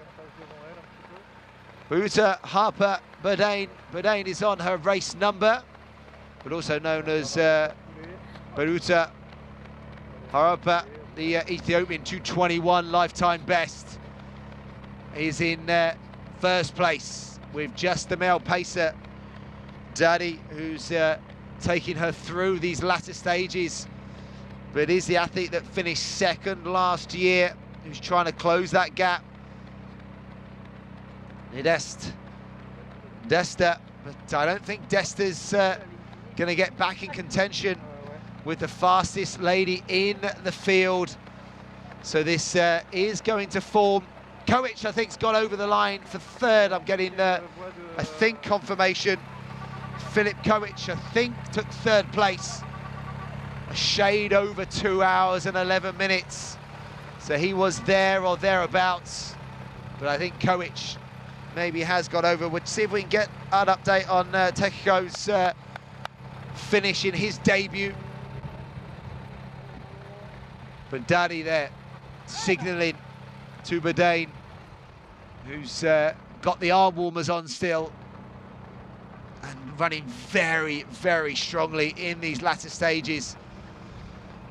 So probably around about 16 minutes, 15, 16 minutes of running. So she's into the last 5 kilometers here at the Riyadh Marathon 2024.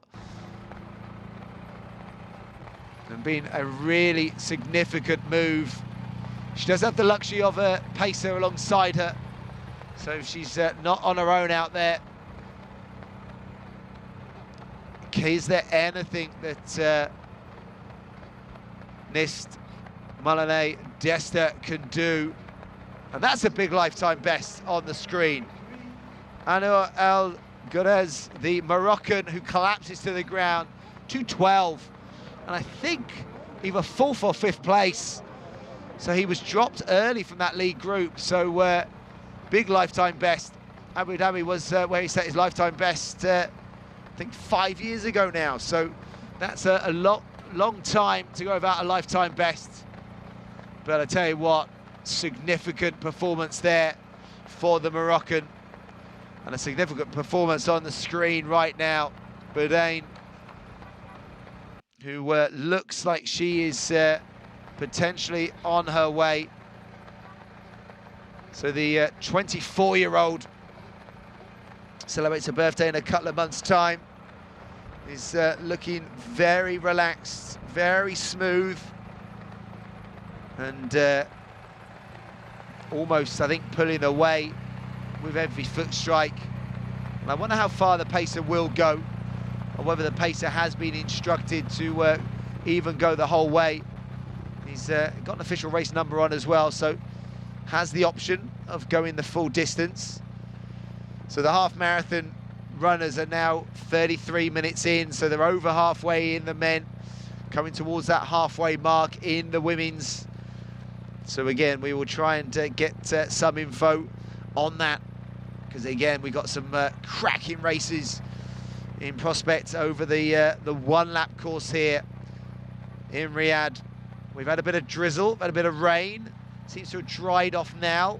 A little look over the shoulder. That's the first little sign of fatigue, maybe, from Boudin, who's just probably starting to feel it now.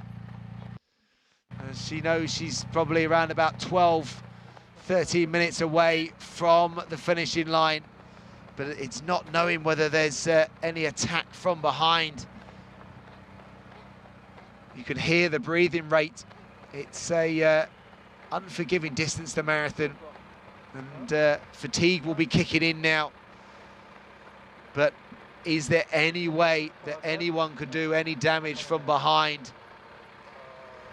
I think given her quality, given her pedigree as well, I don't think that she's going to get caught. I said right at the beginning of the show, World Under-18 champion in the 1500 metres in 2015, so I think that's absolutely phenomenal. So 9 years on, so she's going to be potentially on the top spot of this superb World Athletics elite level road race. And that's longevity, that's going through the age groups, and that's something that should be really celebrated. Because as we saw in the men's race with Tolahan coming through the World Juniors himself, not all athletes that we see in those events actually make it to senior level. So the fact they've had two of them today, I think that should be really celebrated. And if you want role models, and obviously this event with elites wants to inspire the next generation. So, and I'm sure seeing talented juniors going through to becoming talented seniors. And again, almost a full body swivel there. We saw it successfully done by the men's champion, Wilfred Keegan. But I tell you what, Bellator there, Boudin almost swiveled all the way round, and I don't think she will see anyone coming too close to her. I think that is Desta a little bit further down the road, and I think we can almost catch up with our elite men's champion very, very shortly. And that'll be Wilfred Kira Keegan, the Riyadh Marathon champion for 2024.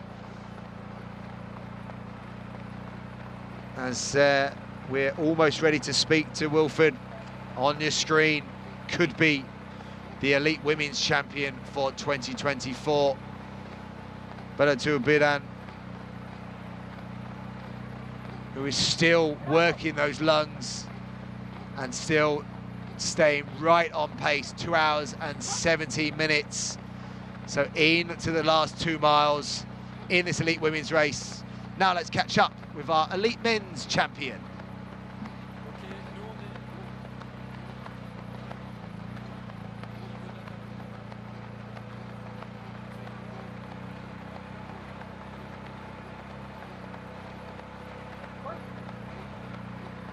Okay, so congratulations for your great victory today. How did you manage to win? Can you describe a little bit the race, please? The race was good, course was good, everything is good. Riyadh Marathon is good. I am happy for that. Can you describe a bit the atmosphere during the race? It was a funny race, or it was tough today? No, it was a good race, good course. Little training, but it's okay. What about the chrono? It's a good time for you? Is it fast, or was it your goal? Yeah, it's my PP. Oh, it's your personal record today? Yeah. Fantastic. Yeah. So, are you going to make a great party for that? Yeah, I'm going.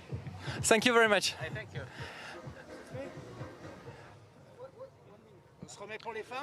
Well, you heard it from Wilfred Keegan himself. It was good, and I think we're going to say it was great. And yeah, he obviously was delighted with that personal best. And interesting, he mentioned the rain. So there is kind of a belief in Kenya that if it's raining, they don't even go out for a run. But not a lot you can do when it rains midway through a marathon. But yeah, that was a superb bit of smiling and happiness and joy there for Wilfred Kira Keegan, the Riyadh Marathon champion for 2024. And would love to have him back here next year to defend that title. And I'm sure he'll be looking at where else he can also go to continue his rich reign of form and continue to take some more time off that lifetime best. So 2 hours and 19 minutes, not going to be a lifetime best today for Boudin. That 2:21 back from 2018 in Frankfurt. But you can see the pain. But this for her would be about getting the top spot of the podium today. Healthy prize money, great World Athletics points as well, and an opportunity then. A few more doors could open to even a few more road race possibilities, as Daddy the pacer is still there. Tell you what, he's I think he's going to go the whole distance right now, and he looks pretty comfortable having done it. So look at that, that is a great side-on shot. The power, the pace, going past that 19-kilometre mark that we saw earlier, that our leaders in the men went past. So they know that they're within 2 kilometres now. A little talk, a little chat between Daddy the pacemaker. That is the luxury of having a men's pacemaker from the same country as well. I wonder whether they know each other. They could well be from the training group, training setup as well. And hugely beneficial, but all within the rules. All beneficial if you have that type of setup as well. But also you've got to be good enough to go with the pacer and maintain it as well. So lots of hard miles, lots of high altitude training, high intensity interval training, long runs, and also a few recovery runs thrown in there as well. So some smart training, just given the conveyor belt of Ethiopians that have just absolutely smashed it. Tista Safa, obviously the world record holder, that 2:11.53 in Berlin, moving the women's record to another planet altogether. So Boudin's lifetime best 2:21 in 2018, and that was super high on the all-time list. As she won't be worried about times today. All it's about now is maintaining her form, obviously staying with the lead vehicle, but it is even more busy now, more lapped runners. This is a peak kind of time of those going through their one lap of the marathon course, and therefore the lead vehicle has to weave its way through, as does our elite women's pacemaker Daddy alongside him. Badatu Harper Boudin is the leader in this elite women's race. Nist Mahal Desta was in second place, but again wasn't closing that gap. That gap was staying as big as it was probably for the last 5 or 6 kilometres, and she was on her own as well, whereas Boudin has the luxury of the pacemaker.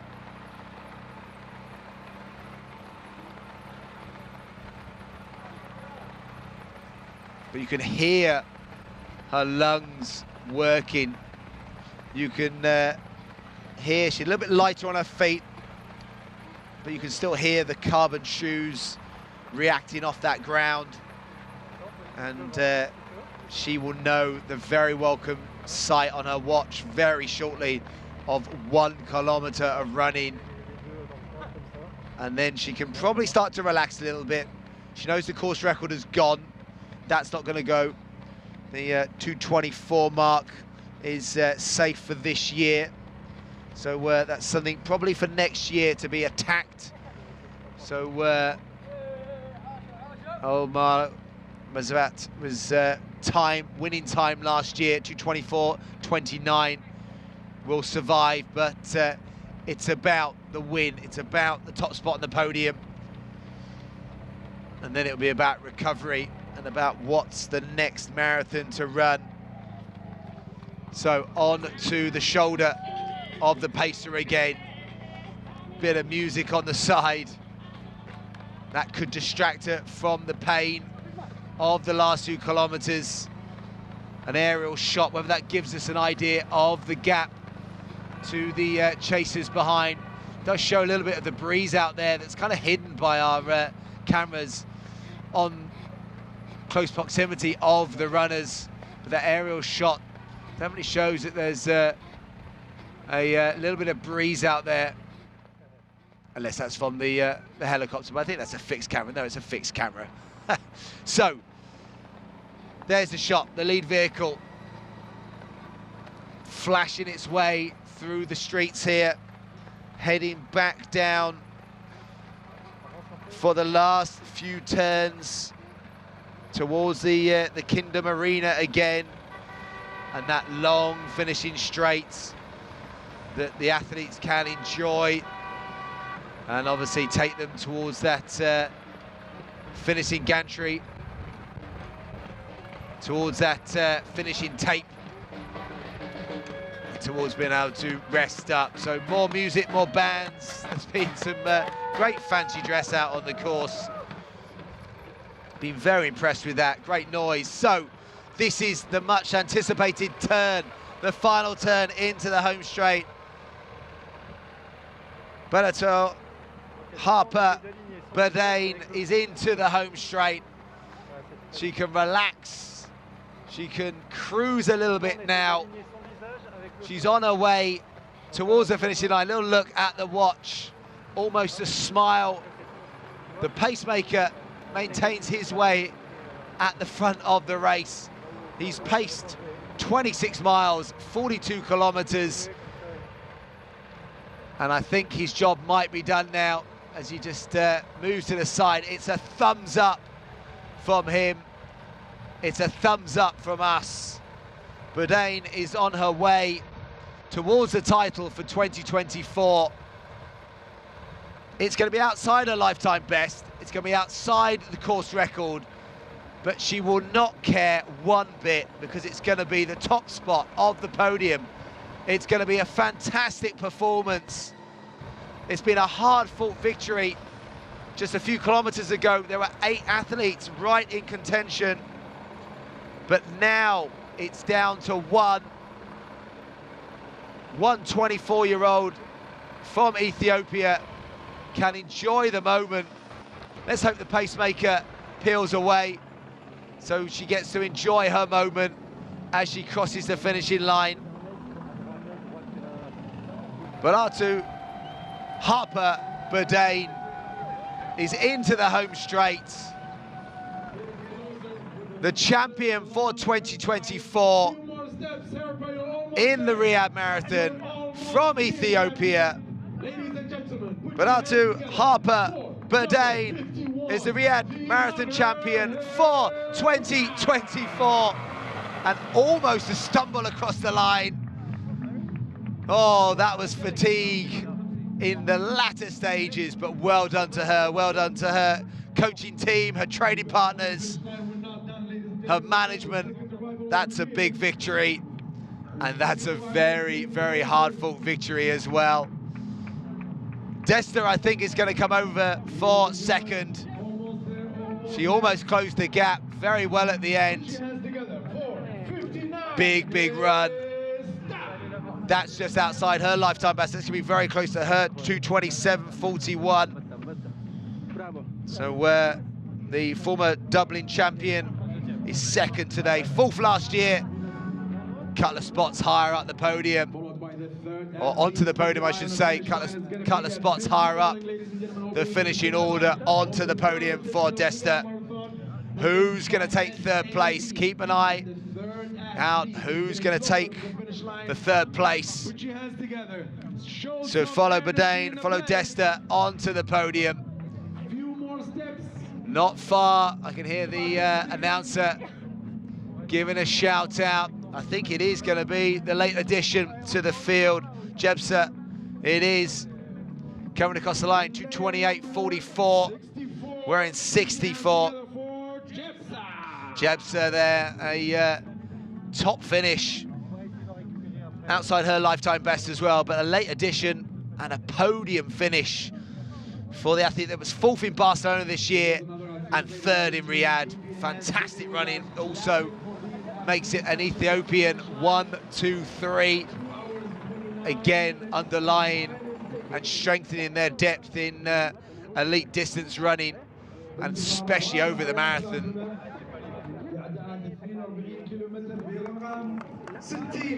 Beneda there, Tiggs Beneda, and she's just outside her lifetime best, 2:28, so 2:29 for 4th place, as the elite half marathon men are 49 minutes into their race. You can see the race clock on the left-hand side of the screen, 49 minutes and 30 seconds coming up. One of our early leaders, Gladys Chamutai, good running, early leader with those blue locks, and that's a lifetime best for her. Delighted for her. Early leader, and nice to see athletes rewarded with lifetime bests after working so hard for so long. Fantastic piece of running there. And also a top 5 finishing performance as well. But she'll be absolutely delighted with that performance. So here on screen is the highlight of the elite men's marathon here, the Riyadh Marathon, the 3rd edition. Wilfred Kira Keegan, he had a chance to enjoy the moment. It's a new lifetime best, and top spot on the podium for 2024. And in the women's race, Barute Burdain had a chance to enjoy the home straight. It was hard work, but the Riyadh Marathon champion for 2024, even with a last stumble across the line, taking the title, and an embrace with Desta there. So next up, we can't wait to see the finishers in the elite men's and elite women's half marathon fields. We've had some superb races over the last 2 years, over the half marathon. And are we going to see likewise this year? Kibawatt, Kelvin Kibawatt, I think he's one of the early leaders. We got the update out on the course. So they're inside probably the last 10 minutes of running now. And there on the screen, and it is Kibawatt, almost on cue, almost as if he heard me. And there he is, the athlete that's he's got a 60:14 lifetime best from Prague 2023. So 60:52 in Valencia in October. Guess what position that gets you? That gets you 20th position. And it is the Ethiopian athlete with him, Tezegay Kidadu Reda, who is the athlete that is on his shoulder. He's the 59:49 lifetime best. And he's running very well. And again, how close to 60 minutes can we get today? I think it's going to be fascinating to see these two athletes, how close they go to that 60-minute mark. And they're looking very relaxed. The rain is long gone here. There's a slight pause in the transmission there. And there's a lot going on. But that Antrim Coast half marathon performance, 4th place in 2023 for Kidanu, who has Reda on his site there, on his bib, as we saw in sight just recently, as more athletes fly across that finishing line in the marathon. There'll be some disappointing runs in there as well. There'll be some that don't make it to the finishing line as well. That is just the nature of the half marathon and marathon, even more so with the marathon, and it can be unforgiving. And a few tired bodies hanging on to the barriers, and a few big smiles. Burdain there looks absolutely delighted. She looks really happy, and so she should. Brilliant bit of running, dominant bit of running. As in, we're seeing Kelvin Kibawat. Kelvin Kiptum, the marathon specialist. So Kelvin's a good name for a fast runner right now. And 27:29 in the Ali Dazzler 10K in April, so last year. And he is starting to pull away. As again, I think we've just lost that feed. No, back in again. And Kibawat is pulling away now from Tezegay, Kiranu, Reda. And I don't think that gap is going to be closed now, as I make it around about almost 55 minutes.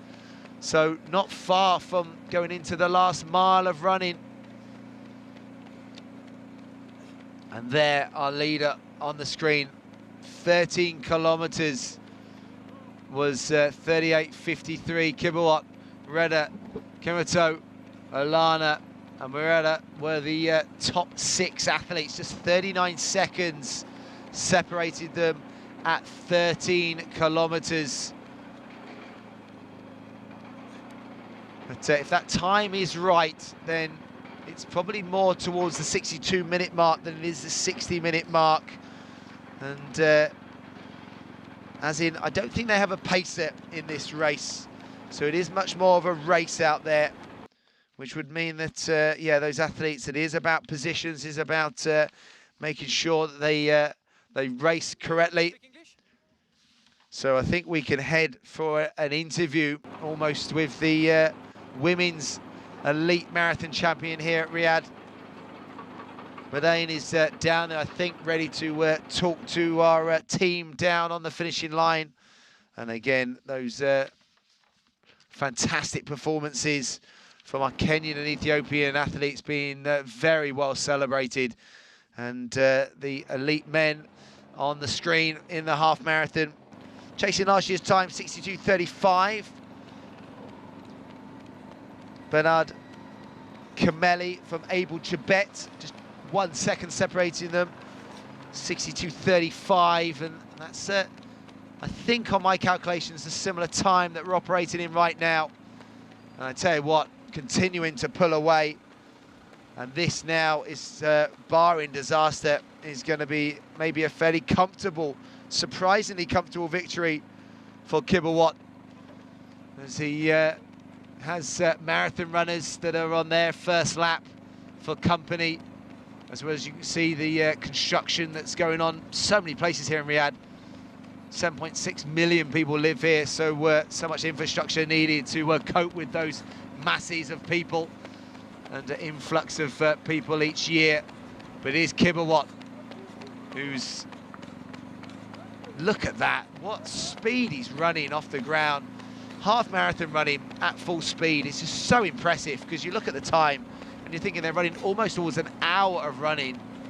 But then when you think the marathon world record by his namesake Kelvin Kiptum is now 60 minutes twice, with almost, or there is no recovery, but almost sub 60 minutes twice. That shows you just how absolutely phenomenal, plus bonkers, the current world records are. And they're not going anywhere, they're not going to change. They're only going to keep getting faster with Kelvin Kiptum, almost at the start of his career. But Kibawat, talented athlete, and I don't think I've got him in front of me having run a marathon yet, so I think he looks like he's set for a good marathon. He's a beautiful mover off the ground, very efficient, very light, but also powerful. Look at that. That's a great shot. I tell you what, thumbs up to the filming team, the camera team out there today. We've had some wonderful running shots from front, side on, behind. It's been a pleasure watching these runners at the speed they have, because they have been flying off the ground. I think in the elite women's, Betty Kibet is at the front with Berkakan Sura, I think, is the leading women at the front. I think there's 4. I'm getting an update of that in the elite women's race, but I tell you what, there is no one in sight of Kibawat right now. Kelvin Kibawat is maintaining things, and he is absolutely flying. The 23-year-old is right at the beginning of his running journey. And there's the split screen. And there's the leaders in the elite women's half marathon. Surah is there. It looks like it's a Chebet, yes, Emily Chebet. The vastly experienced Emily Chebet, who is right there, and at 37 in the orange singlet, a former world cross-country champion back in 2010, so 8th in the World Championships in 2007, so she's seen the emergence of super shoes and everything in between, and she's still here. Fantastic running, and she's right in that mix. That's great to see. Betty Chebet, the fastest woman in the field, 66.37 from Rome in 2021. 8th in the Kenyan 10,000 metre championships, and she's also a successful junior, having transitioned from 6th in the World Junior Championships, and also a 4th in the World Junior Steeplechase Championships back in 2016. So this year over half marathon, she was out in South Africa breaking the, I think it was the course record at the Nelson Mandela half marathon. So great to see her right in this group and tucked right in there. So Burkan Surah is the Ethiopian in there. So 67.44. So I think she was, on my information, 7th in Delhi this year, but only 72 minutes. But she ran 67.44 in the Ali Dazzler half marathon. And she's another junior to have come through World Juniors, 4th in the 3,000 metre World Juniors. So again, these Ethiopian athletes are translating to seniors. They've obviously got a good model there where they're able to transition and develop and support those, as maybe Surah and Chebet maybe just starting to get away from the athlete chasing behind Chebet. Now into what must be the home straight. Yes, into the home straight, on cue. The leader, Kelvin Kibawat, he's going to be outside his lifetime best, 60.14 from Prague this year, or last year I should say, 2023, but this calendar year. But he's into the home straight, so he's going to be, I think, inside 62 minutes, so he's going to be faster than Kameli's winning time from 12 months ago. It's going to be much faster than the winning time in 2024. That was Tip Rotich's 64.05. But this is a dominant piece of running. I think he's going to be just a shade outside 62 minutes. But Kelvin Kibawat is still pushing for the line. He's flying towards it now. He's got around about 100 meters. He can probably enjoy the moment. He's moved away from Tezegay Kidanu Rana, the champion over the half marathon distance for 2024 from Kenya, is going to be Kelvin Kibawat, just over 62 minutes. Fantastic bit of running, 62.30 unofficially, so marginally faster than 12 months ago. Kelvin Kibawat, the champion for half marathon for 2024. Again, keep your eyes on the finish line, ladies and gentlemen. The second place of the half marathon with 21 kilometers. As our elite women, the three are locked in battle here. This is going to be a fascinating last 6, 7, 8 minutes of running. We think they're operating in inside 70-minute pace.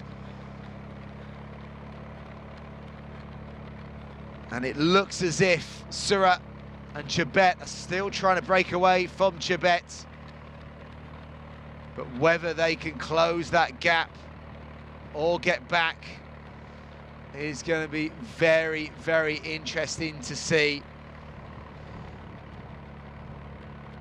So I think coming up on screen shortly is going to be the marathon full listings, as the results have been confirmed by the timing team. and the latter stages of the elite women's half marathon. Probably 2-3 meters separating first to second to third. And it is Surah now starting to push on. So only 19 years of age. The 19-year-old is running so well. Burqa Khan, Welder, Surah, he's battling now for the win, for the victory, as I think that's our top three in the elite men's. I'm not sure who did get second in the end. You can see Kemato down there, John Kemato. I think they're in the sky blue, but Surah, the 19-year-old, keep an eye out for this name. If you don't know it already, I think this is one of the next, and I say next because there are a few more coming through as well, of Ethiopian great distance runners. And this again is a super talented runner and someone that is already featured on the world stage, fourth in the world juniors in 2022, and that was as a 17-year-old. And now at 19, look at that beautiful form off the ground. Chebet is the athlete, Emily Chebet, the other end of the spectrum at 37. So it's a 19-year-old being chased by 37. That's why I love this sport. Absolutely great to see. Age is but a number. The distance is the leveler. The training is the important thing. And I tell you what, it is youth versus experience. But again, what a side-on shot of being relaxed at speed, but having real power off the ground as well. If you took away the fact that's a road, that could almost be a track with the speed that the leader Surah is moving off the ground there. Compact arm movement. That's one thing you do always see with the Ethiopians, is always a very rhythmical arm carriage. I've often spoken to their coaches about it, and they work a lot on form, a lot on technique, a lot on rhythm, a lot on drills, and it pays off. And maybe that's why a lot of their juniors transition to seniors, the level of detail to technique. And you only have to look at the very best of Ethiopian distance runners. There's so many very, very good movers off the ground, very efficient runners. But the race is still on. Chebet is trying to bring Kebet. The two Kenyans are trying to close the gap. But given that side-on view of how well the leader Surah looked, I'm not sure she's going to get caught at the moment. It's been a dominant display, coming to just over 67 minutes of running. So not far from making the left-hand turn with that distinctive finishing line in sight. Down the Al Isman Sold Faisal Road, which will be so welcome, even over the half marathon distance. And look at that, it is growing and growing. Chebet now has dropped back to third. Kebet has moved in to second. That's Betty Chebet has moved into second. Burqa Welde Surah is the leader. And unless anything can happen from Chebet behind, or Kebet, our leader is out there.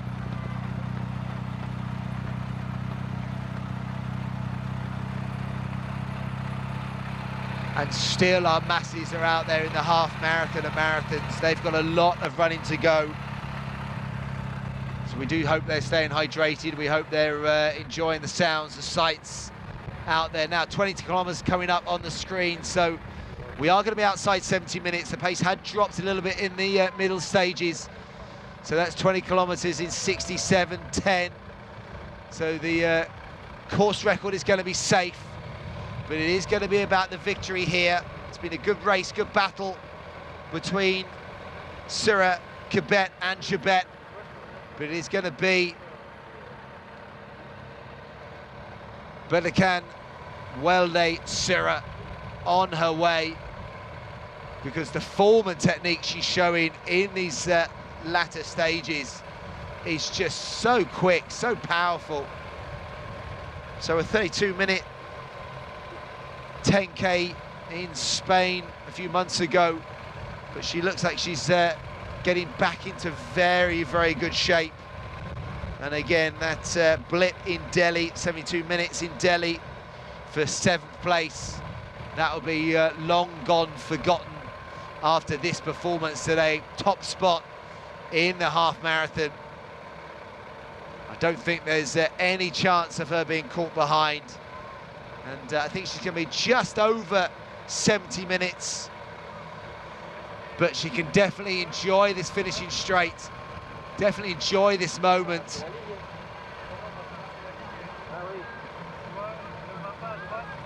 And getting some good cheers on the side by those spectating as into the very closing stages of the elite women's half marathon here at the Riyadh Marathon 2024.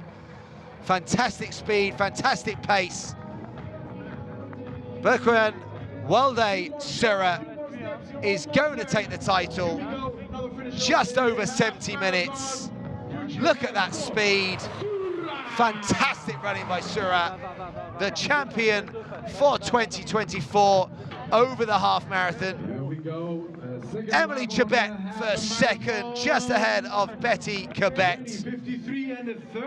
It's a Kenyan 2-3, but the champion, Surah from Ethiopia, is the half marathon champion for 2024. That was a very good race. You could see that by the speed that all three of the athletes came down that long home straight. And Surah there, you can see a little bit of fatigue there, but I'm sure she'll be absolutely delighted with that.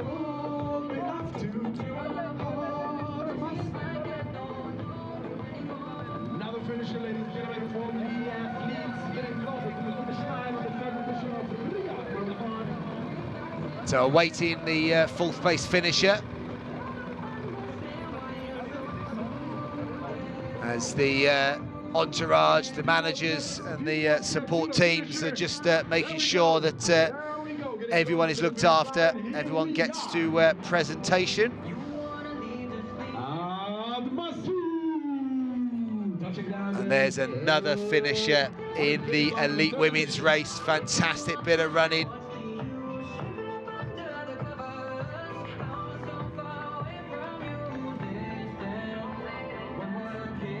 I think that was Abnasa Amasu, so I should say.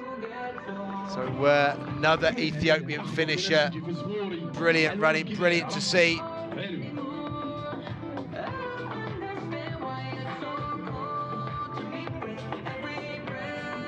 Another finisher is getting closer to the finish line. Here we are. Now that's you with the camera. Yes, I tell you what, it's been a brilliant morning here so far in Riyadh. We've had two very, very worthy elite women and elite men's marathon champions in Wilford Keegan in the men's. Brilliant win by Barata Burdain in the women's. And then we just had those eagerly anticipated half marathons, Kelvin Kibawat and the Berkouan Surah coming out on the top spots over the half marathon distance.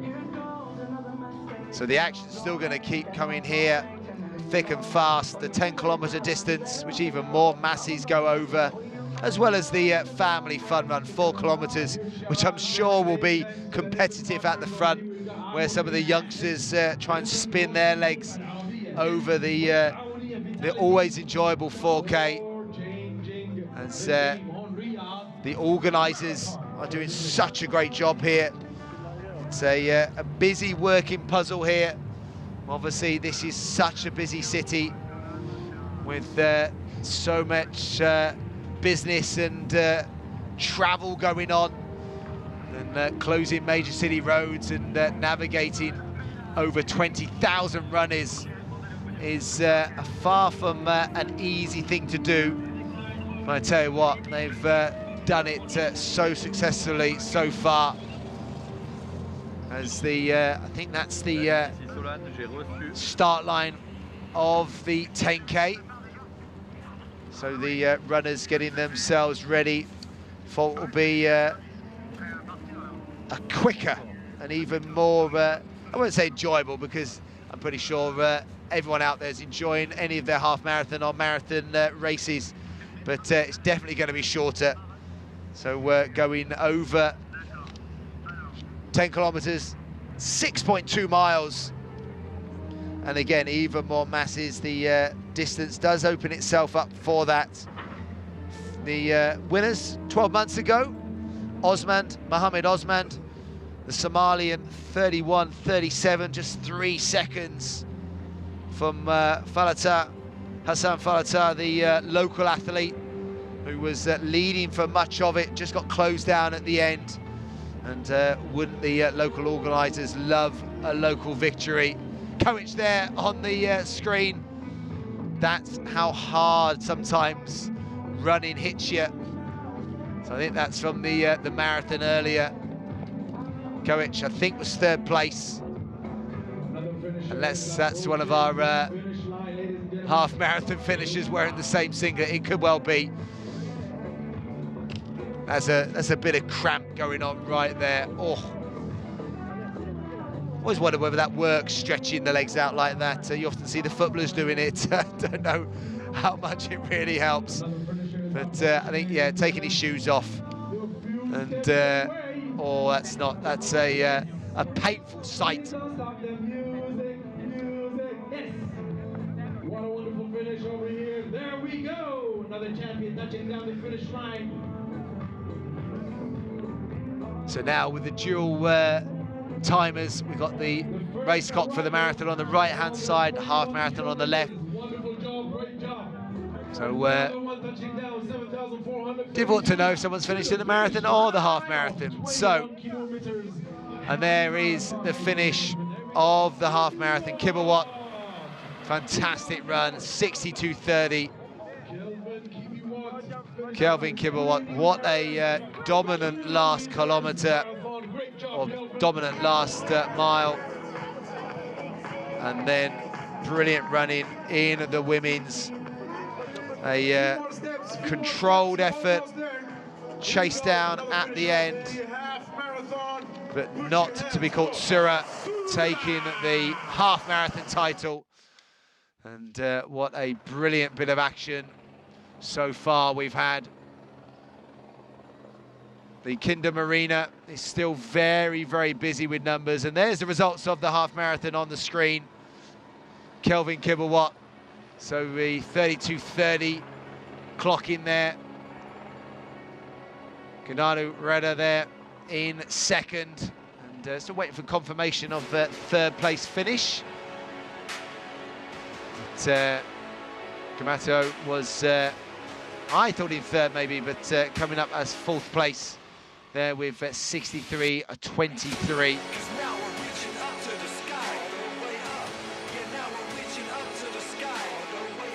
And there's the elite women's results. Surah, 70 minutes, 21 seconds. Quebec, 70 minutes and 35 from Tibet, 70 minutes and 36. And again, we're waiting for confirmation of those official results, because it looked like Tibet may have come over the line just in front of Quebec, and they could well be the chip times.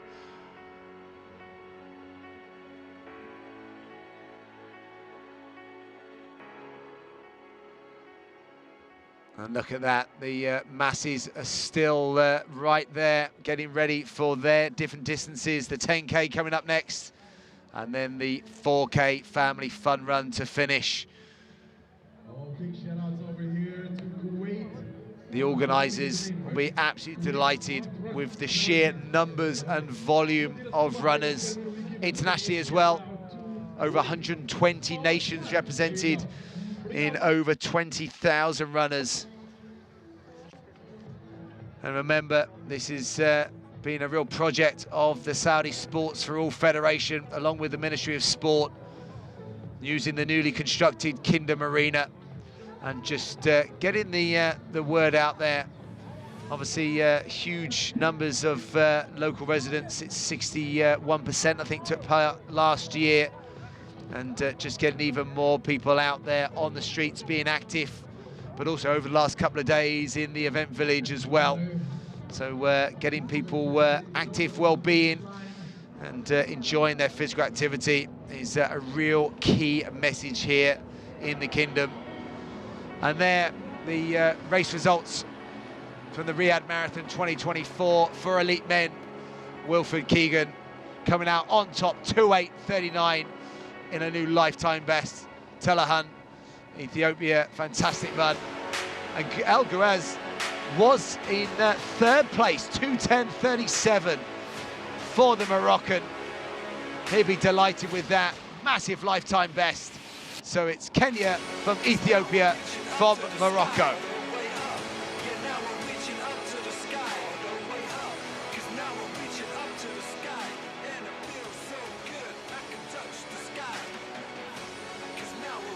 And there's the elite women's results.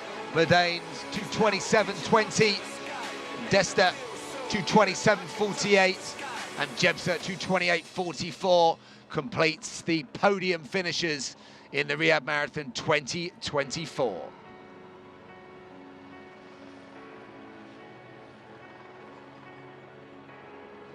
And it sounds like we've got 10 minutes or just under 10 minutes away from the start of the 10K. So again, things working like clockwork here. So most events, it's a struggle sometimes to put the one event on just the marathon or the half marathon, but going through multiple distances here, it makes sense with the infrastructure, makes sense with the lap course, with the different logistics that take place. The 10K route past north of the city, passing the Wonder Garden and Boulevard World. And then the 4K after that will fill the gap in between the course between that and the half marathon. So last minute preparations. And again, catch your breath if you've enjoyed the marathon and half marathon so far.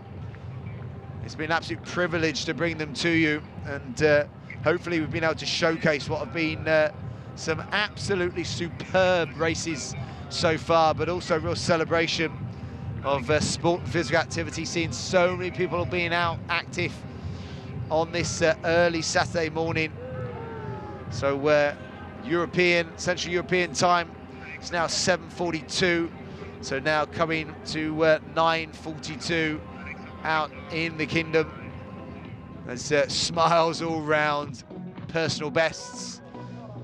First time across finishing lines over the marathon and half marathon distances for some.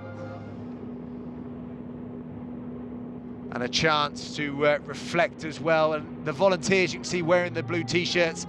Again, events like this would not be possible without the marshals, without the volunteers, those manning the water stations, the drink stations. They play an absolutely fundamental part, as in do all the sponsors and all the partners that have been celebrating in the Kingdom Arena, in the race village the last couple of days. Again, it's been a festival of sport and physical activity over the last few days. And again, this event is only going to grow stronger and stronger into 2025. So we expect even deeper fields as the World Athletics Elite label status grows. And I know race organisers would love next year to attack those course record performances out on the marathon and half marathon distances. But I'm excited next to this 10K. It was more of a local affair last year, and it was definitely a battle of some of the more local runners. And again, getting themselves ready on that start line, get themselves prepared. I can see a few pacing flags as well in there. Again, I wonder how the pacing flags have done out in the half marathon. Hopefully they've got people to those lifetime bests, or they're getting them to those lifetime bests. Same in the marathon as well.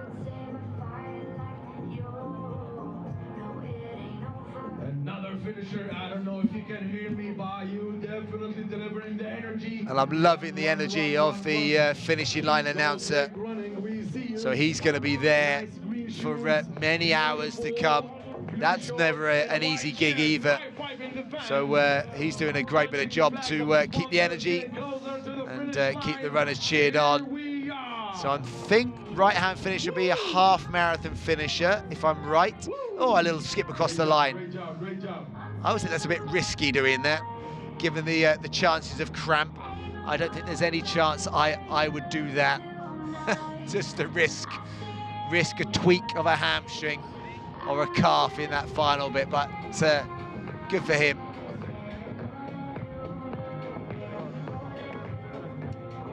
We're still here receiving the positive vibes from the finishers.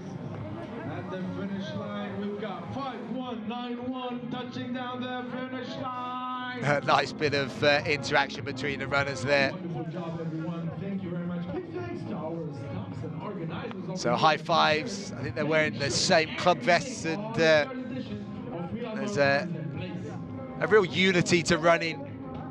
It's something that whatever level, whatever your ability, whatever your background, whatever your aims for the future, it's a real leveler.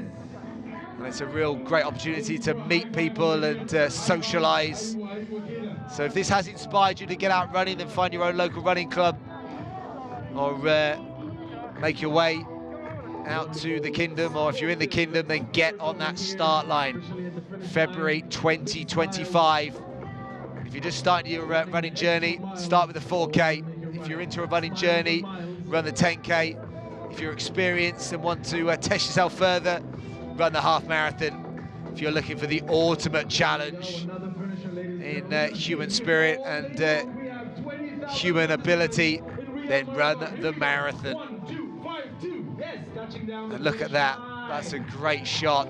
And look at the infrastructure in relation to parking, the organisation. That's what you want when you turn up to a major city marathon, is the ability to park. And then obviously find your car and make your way out at the end of it.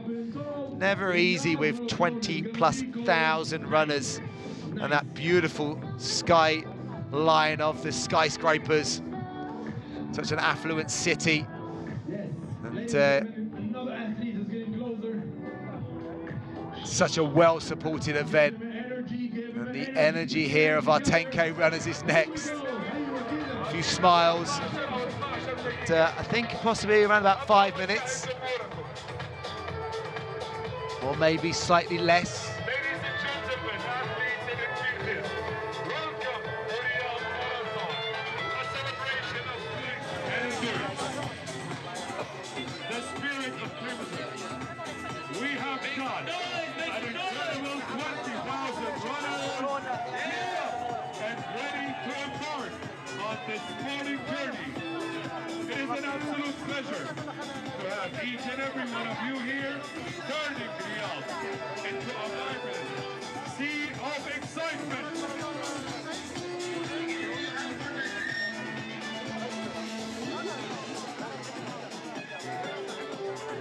سيداتي وسادتي، عدنا مرة أخرى. الرياضيين والأبطال، ضيوفنا الكرام، مرحبا. And again, that was great noise on that finishing line, or start line, as they're building up. Sub 90-minute running this for these half marathon runners, so very, very respectable running.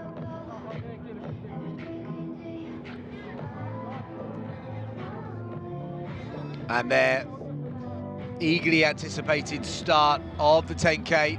Oh, wow. Giant beach balls being pumped around. It's like a festival, like a carnival here. And that's exactly what it should be. This is great. If this is your first race and you're turning up, what a great way to distract you from what's coming up. Is these giant beach balls that are flying around. Not sure how heavy they are if they hit you directly on the head, but looks fairly fun. Look at that. It's a brilliant atmosphere here. Well done to the organisers, making it so engaging. الذين لعبوا دورا محوريا في جعل هذا المهرجان نخص بالشكر وزارة الرياضة بدعمها Oh, almost took the security guard out. رؤية 2030 So that's someone showing that we run. I think that must be a club or organisation. So big smiles for them. So another finisher.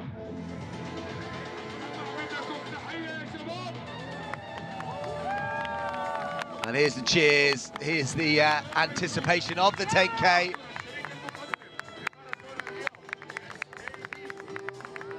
ونشيد بالشركاء هدف مجموعة روشن المفيدة التعاونية كذلك جينيسيس العربية ونود أن نشكر أيضا تيم ريموت في ماركت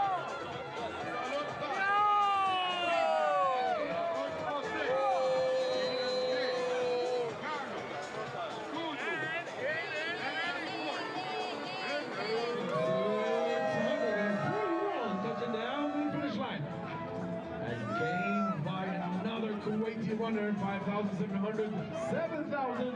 And another lady touching down. Wonderful job, great job, great job. Great job to all the finishers. You can see the flags are representing the finishers. So you can see on the race clocks, 3 hours and 10 minutes on the marathon clock. 90 minutes on the half marathon clock. So a lot of very good club runners now across the line here in the marathon and half marathons. There's a Kuwait rest there.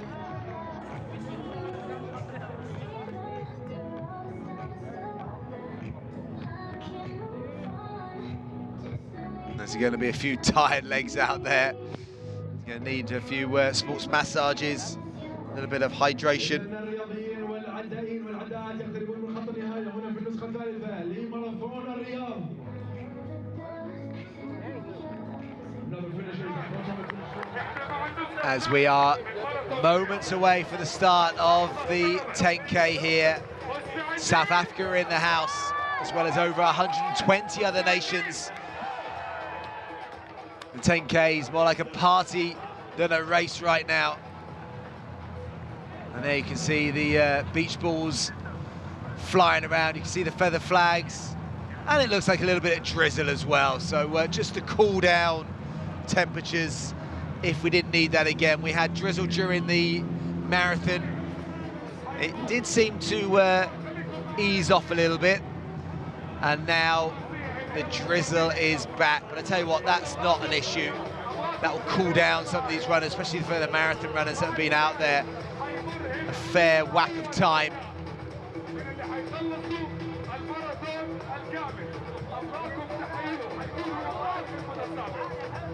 So just getting an update. Sounds this is 8 minutes. It's going to be 8 o'clock Central European time, so 10 o'clock start for the 10K.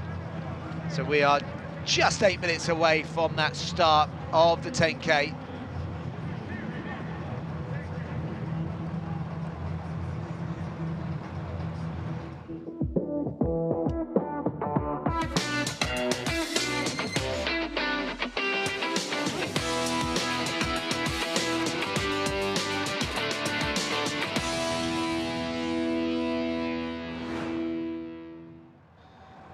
That visual showing the map that these 10K runners are going to be taking their way through the streets of Riyadh again. And the fast 10K course here. And it looks to pass Wonder Garden, Boulevard World. And hopefully not too slippy underfoot. We did see that in the elite men's race where I don't know whether too many of these will be wearing Magic Carbon shoes in this 10K, but you never know. So I think a last minute, very little last minute warm-ups going on here, more just last minute preparations to try and stay dry. We've got a group entrance over here at the finish line. Here we go. Yes. But again, massive thank you to those volunteers and marshals out there. They'll be getting a little bit wet out on the course as well. So we hope they are staying as dry as possible, or as warm as possible.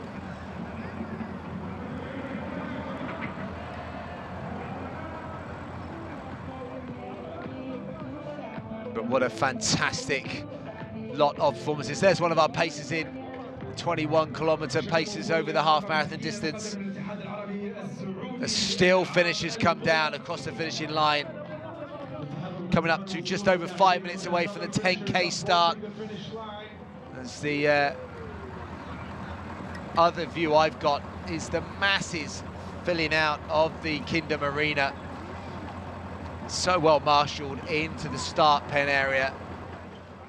So some brilliant shots on the cameras. So again, thank you to the camera team for their superb aerial shots, the shots out on the race course as well. Been absolutely phenomenal. So there you go, there's the 5 minutes call. Start giving your thoughts in your mind to be the next champion of Riyadh Marathon. Just try and soak up some of the atmosphere with the local announcer out there and the sea of runners. And great to see so many different international flags out there, as well as many locals.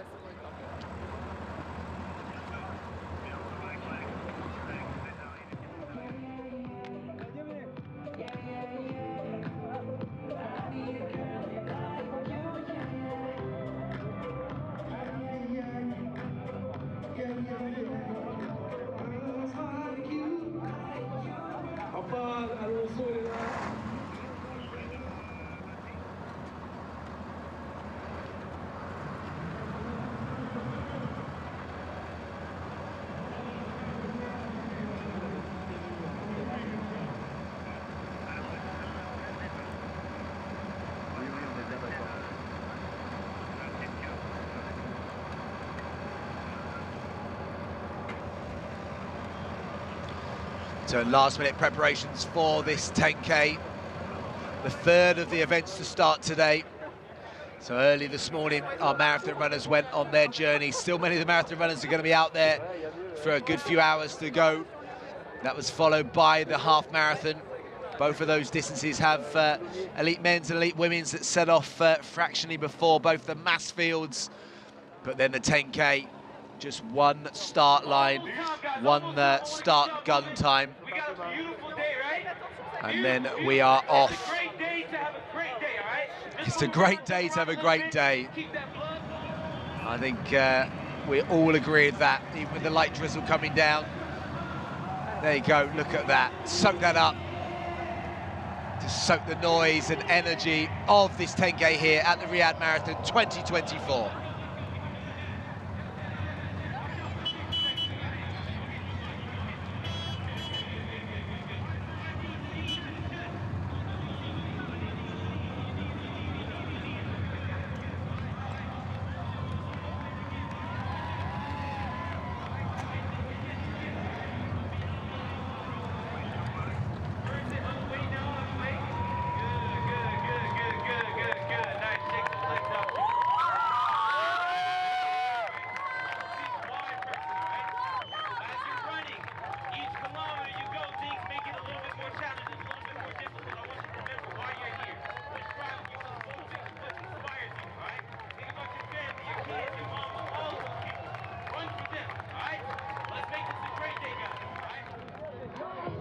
Wonderful spirit.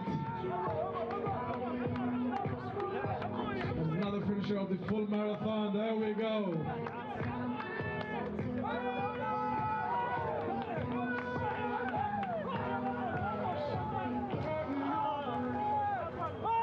خط النهاية هنا الإصرار، هنا التحدي، وهنا عشاق الأدرينالين. Another finisher. There we go.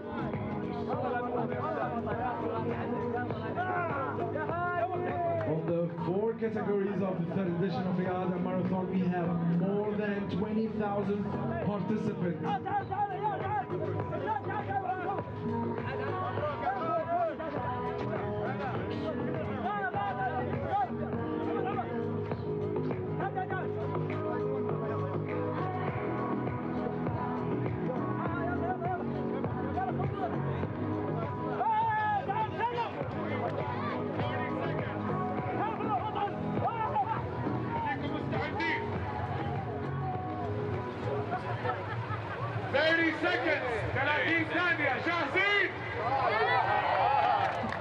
So it sounds like 30 seconds away from the start of the 10K. 10 kilometers of distance running, 6.2 miles. The third of this morning's events here at the Riyadh Marathon 2024. This is one of the most popular of distances. It's one of the busiest of distances. I tell you what, watch the speed they go out. I wonder whether that cameraman can get out the way in time. Oh, wow. Took his life in his own hands then. And I think some of the runners think they're Usain Bolt rather than a long-distance runner. But I'm pretty sure, I'm not a betting man, but some of their speeds will decrease after about the first 100 metres. And then the leaders then will come to the fore. Remember the 31-minute winning mark last year. Again, anticipating very similar this year. There's some good, strong youngsters in this race, or some good, strong club runners who we anticipate to be around about the 5-minute mile mark, which is around about 3:10 per kilometre. There are a few clubs that a few bragging rights on the line.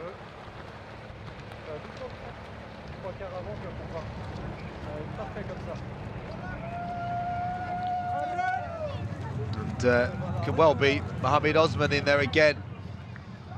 So I think he might be in with that green and white vest. But the winner 12 months ago. Now it has settled down. I don't see too many of those that sprinted off now in the leading group. Looks like it is a little bit more controlled. And there are multiple waves in this 10K. So they'll be setting them off at various times, just bringing them forward and then setting them off just to keep it safe. There's that many.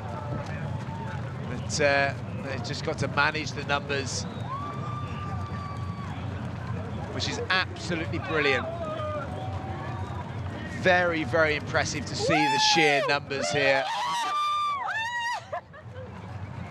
And support and cheering that we've had course side so far. And two runners already starting to pull clear. I think one of them might be Osman from last year, the defending champion.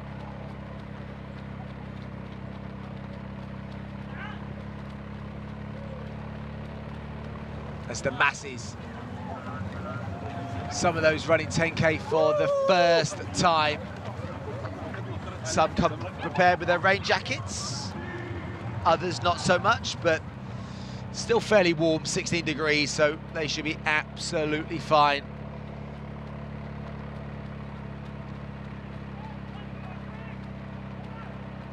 So a quick start in this 10K. And we're through a kilometre, and it's just over 3 minutes, so yes, it's definitely gone out quicker than 12 months ago. Little look over the shoulder.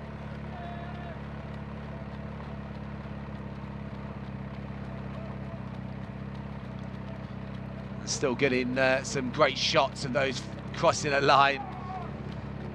And big, big smiles. Almost smiles. It looks very, very painful. Very, very painful for some.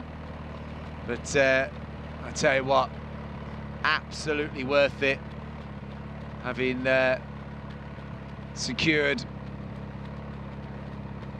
a personal best, just finishing is a huge achievement.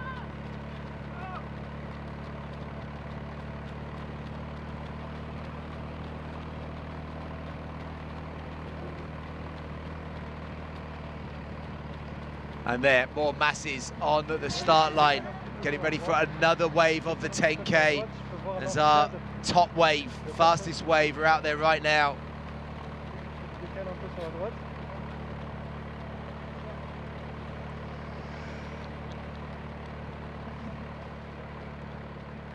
And two athletes with a slight gap to those behind.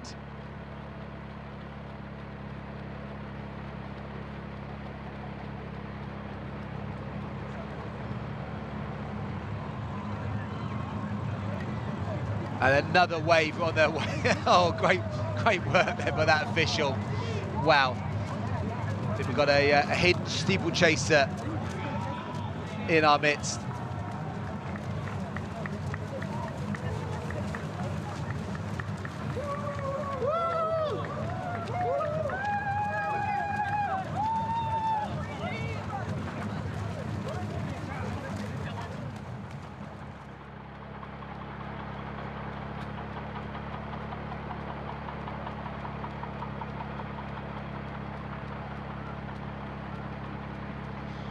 So our two leaders in this 10K starting to pull clear. We'll try and get an update of their names if possible, because they've only got bib numbers on the screen. So if we do get a chance for a caption to recognise who these two athletes are that are going very well.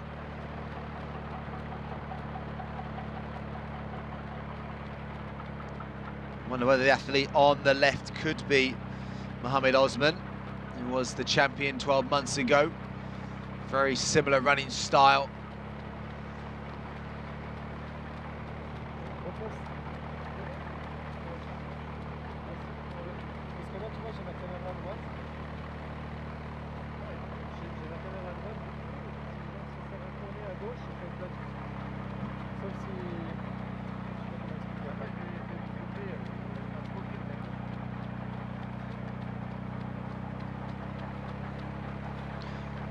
So past 2 kilometres, over 6 minutes of running. Still a good duel between these two. So 10K, obviously a mix between endurance, so having that half marathon engine, but also needing speed, good bit of 5K speed in the legs as well.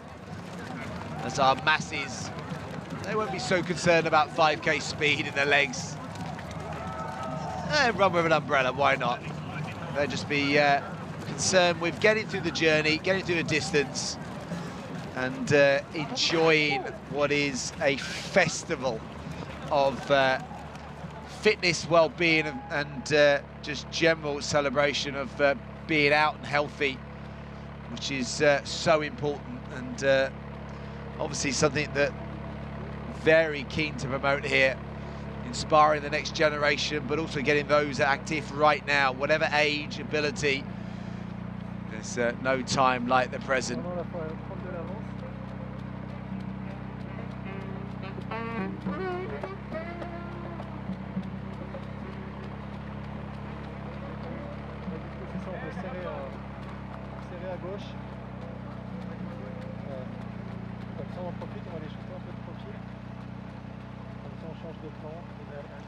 And there, good shot of the athlete in second, right in the centre of our screen, and you can see the difference in running style. Much lower heel recovery, and almost much less kind of energy in running. That athlete on our left definitely looks more like a marathon runner, as the athlete on our right more accustomed to a track runner. As they go through the early exchanges in this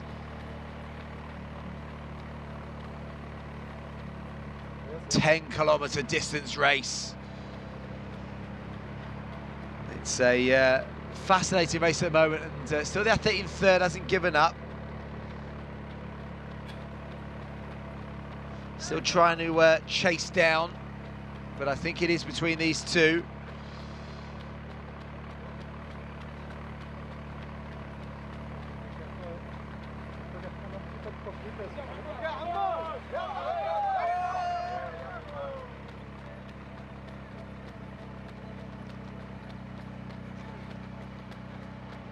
as they are shoulder to shoulder, reminiscent of our elite men's marathon race, where we had Keegan and Tullahan that were just literally next to each other for kilometre after kilometre in that fascinating elite men's race. But Keegan came out on top and absolutely smashed it at the end.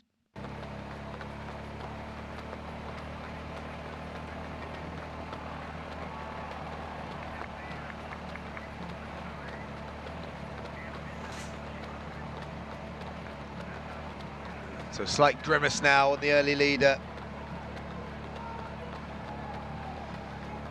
To the right, I think that's Osmond, who's trying to close it, trying to close that gap.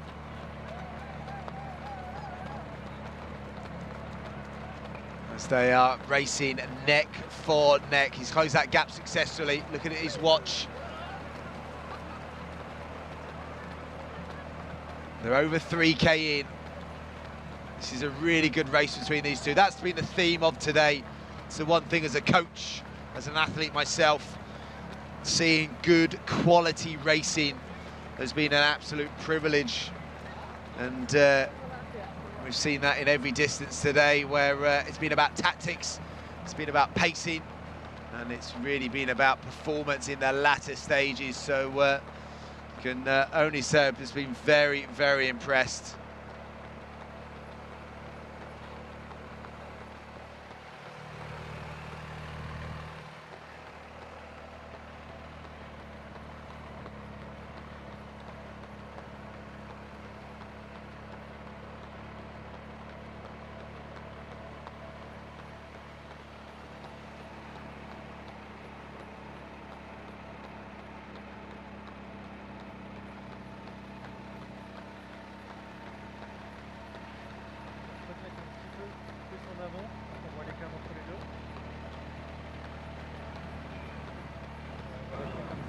So good battle in the 10K right now, and possibly the athlete that was in second now just starting to pull away. It could be Mohamed Osmond, I think maybe the defending champion. A little look over his shoulder, and now the gap has appeared, the gap has opened.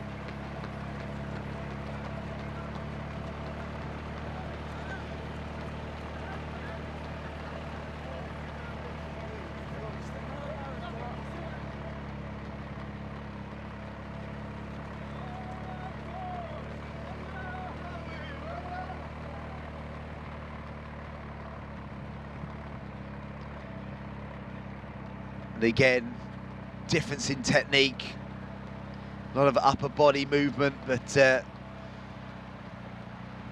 for that side action, still very efficient off the ground as he makes a turn round.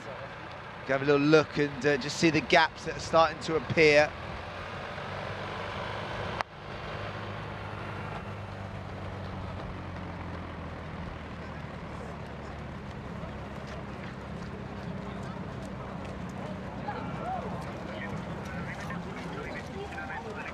And there, the masses coming through for the start of their journey. So a little smile, little signal as the 10K head towards the halfway point.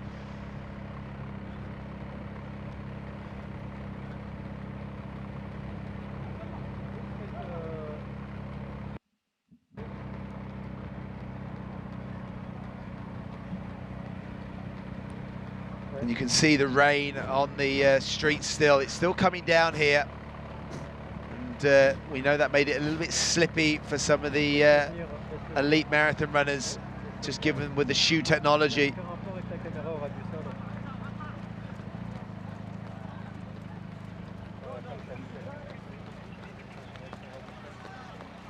Tap, tap, tap. You can hear that noise of the carbon shoes.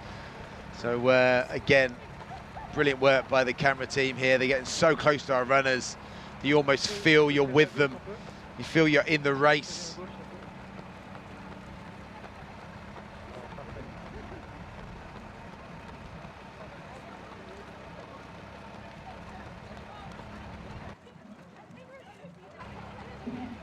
And the next split, next really important one will be the halfway.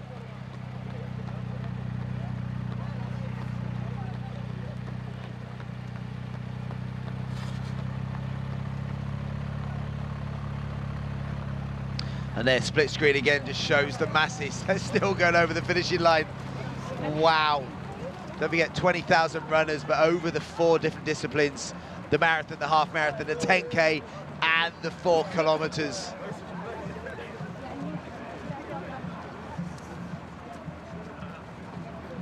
Big, big smiles on a lot of those runners' faces. Many of them heading out on their first ever 10K run. Some of them will be walking, that's fine. Absolutely all relative. And this runner will be absolutely loving this attention with the lead vehicles and the fatties out there on his own in the lead. So I think it's Osman. It's fresh today. Good weather. Good. He even gets a chance to talk to the cameraman. Superb. Second competition for time in Ethiopia. Running. Ethiopia. Ethiopia? Yes. Running come here now. Okay. Yes.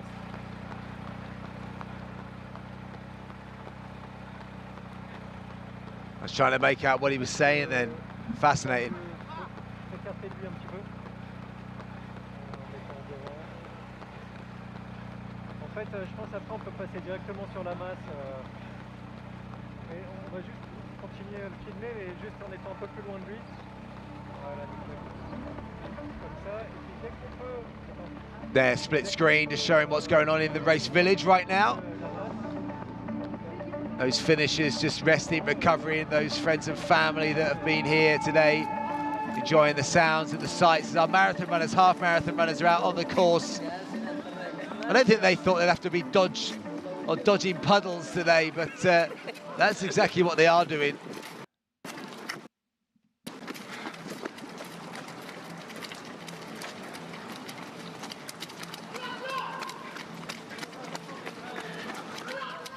As more and more finishers come down to the finishing line. It's starting to get a little bit slippy on that finishing line, I think.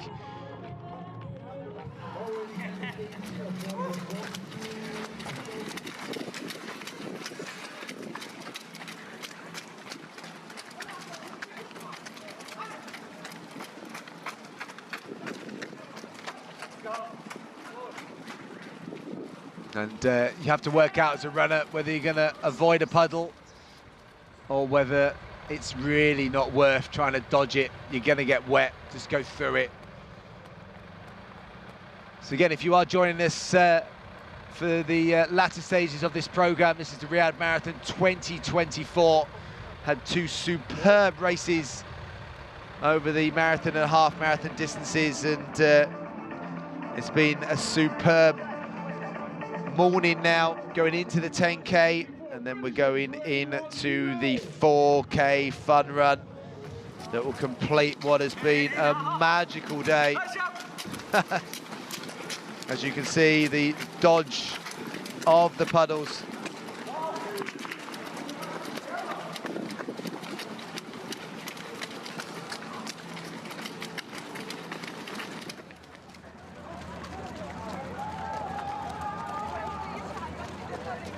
And good chatter of runners as they go past as well.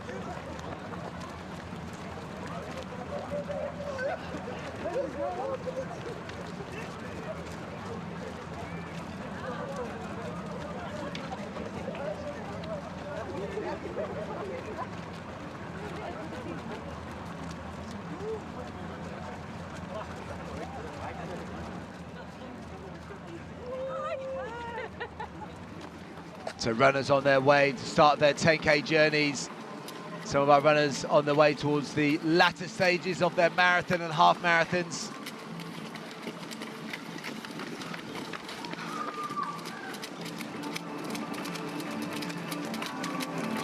It looks like some of our 4K runners now start to think about almost lining up ready for their journey over 3.5 miles. Oh, sorry, 2.5 miles, I should say. 2.5 miles. Definitely not 3.5 miles, but yeah, so just shy of 5K for that nice family 4K fun run where everyone is invited. And, runners desperately seeking not to go through that. That's quite a deep puddle, actually. So I think that's why people are choosing not to go through it. Wow, it's not just drizzling here, it's proper raining here now.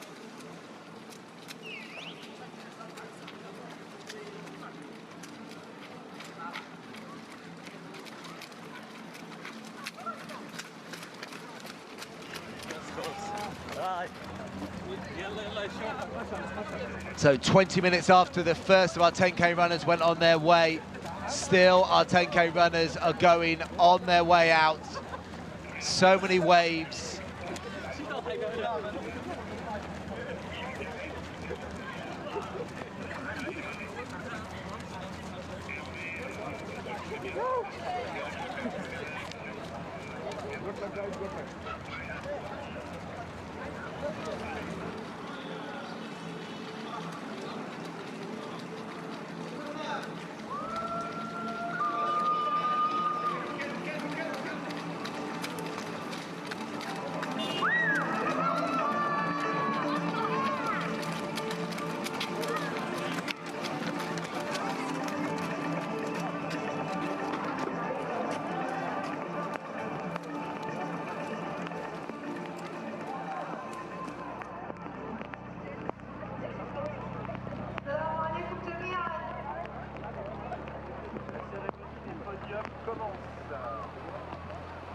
المشاركين الأبطال والداعمين في ماراثون الرياض 2024 المقدم من البنك الأول.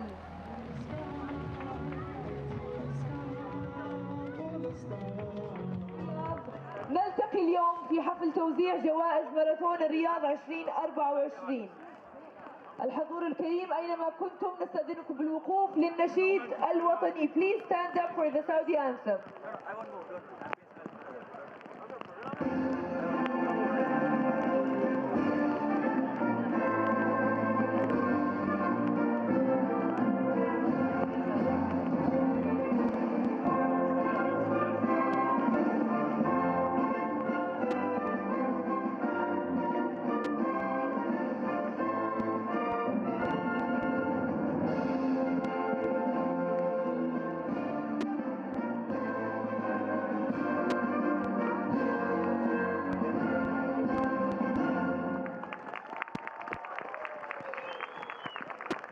قبل ما ننطلق في رحلة التتويج نشيد بفخر بما تلقاه الرياضة والشباب بدعم لا محدود ومستمر بقيادة مولاي خادم الحرمين الشريفين وأمير الشباب سمو سيدي ولي عهده الأمين، تماشيا لخطط وأهداف رؤية المملكة 2030 ومتابعة مستمرة من صاحب السمو الملكي الأمير عبد العزيز بن تركي الفيصل وزير الرياضة، وأكيد والشكر موصول كذلك لرئيس الاتحاد السعودي للرياضة للجميع الملكي الأمير خالد بن سعود. هذا الاتحاد يستحق لقب سفير الرياضة وأمين رسالتها للمجتمع العبرية للوصول حيوي. متابعة دؤوبة من المدير التنفيذي للاتحاد السعودي للرياضة للجميع الأستاذة شيماء الحسيني. أستأذنكم بالشكر لكم جميعا في وقوف هذه الأجواء، يعطيكم العافية. ولجميع المشاركين الذين ساهموا في إنجاح هذه الفعالية ولشركاء النجاح وزارة الرياضة، برنامج جودة الحياة، والاتحاد السعودي لألعاب القوى، واللجنة الأولمبية والبارالمبية العربية السعودية، ومركز الفعاليات الوطني. والشكر للشريك المقدم البنك الأول وشركاء الفعالية مجموعة روشن، A6 أرابيا، شركة بيبسيكو التعاونية وجينيسيس وشركة العربية والشركاء الداعمين، جي بي مورغان، هيساميتسو، اكتيفيا، لوريال، جي اس كي، كالو، كودو، دلتا سبورت وميدل بيست، والمنظمين في هذه النسخة الاستثنائية اللي شهدت مشاركة أكثر من 20,000 مشارك من مختلف الفئات العمرية اجتمعوا اليوم في عاصمة المملكة العربية السعودية الرياض في ماراثون الرياض 2024 في سباق 42 كيلومتر وسباق 21 كيلومتر وال10 كيلومترات و4 كيلومترات. يعطيكم العافية. الآن خلونا نرحب بصاحب السمو الملكي الأمير خالد بن وليد آل سعود، والرئيس التنفيذي الأستاذة شيماء الحسيني، والأستاذ عمر باتسيا رئيس إدارة التسويق وتجربة العميل من بنك الأول. رجاء من سعادتكم التفضل إلى المسرح لتقديم الجوائز للفائزين.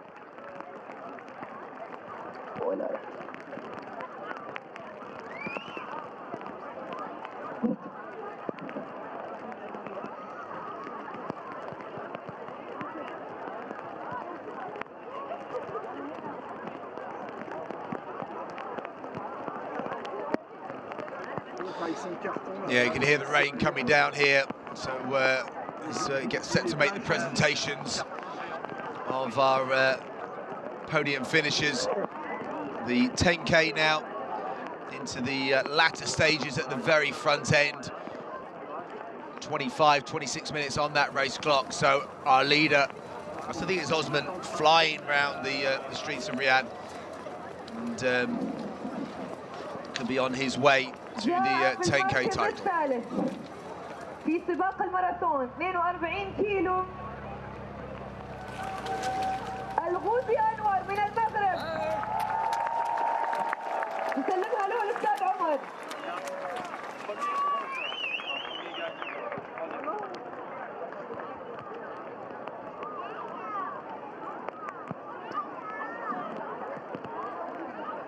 بتوقيت 2 و10 دقائق و37 ثانية. ألف مبروك.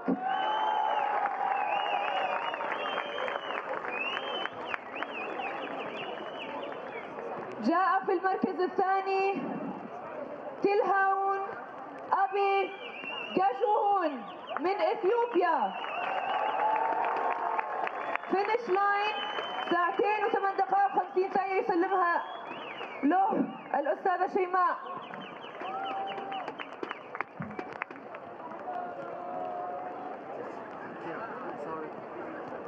وفي المركز الأول يأتي كيجن ويلفرد كيروا من كينيا، يسلمها له سمو الأمير خالد بن الوليد بتوقيت 2 و8 دقائق و50 ثانية. ألف مبروك. و38 ثانية نعتذر. ألف مبروك جميعا. Congratulations for you all. So that's the top 3 men being presented. Algiers, Morocco in 3rd place. Talahan, Ethiopian, 2nd. And Wilfred Keegan, the champion.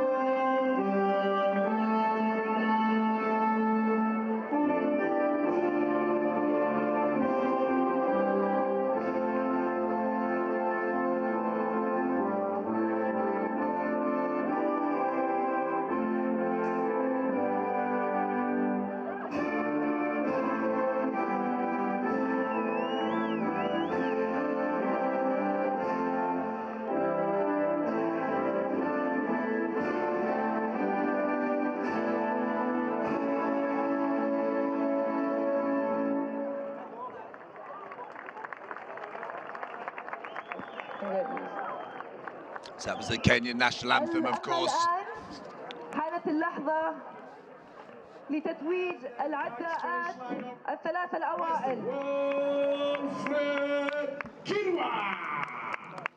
So Keegan's finishing line, heroics, cutting the tape in a new lifetime best.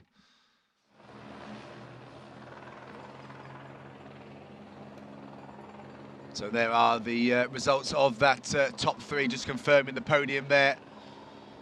Keegan, Talahan and Algiers, the top three here at the Riyadh Marathon 2024.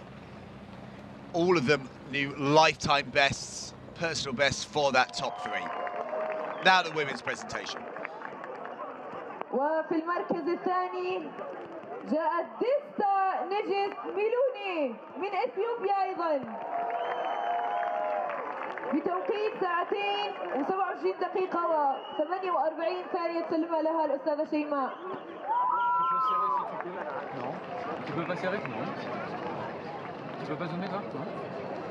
وفي المركز الأول من اثيوبيا ايضا تفوز بها بدني بدتو هيربا، سلمها لها الأمير خالد بتوقيت 2 و27 دقيقة و19 ثانية.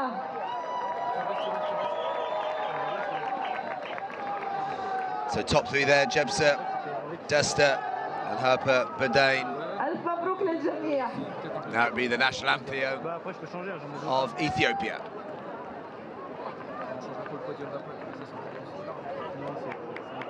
ألف مبروك.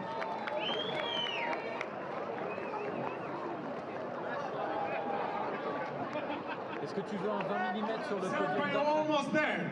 You're almost here, champion. Ladies and gentlemen, put your hands together for number 51, the runner here. And Badain there, coming across the line there.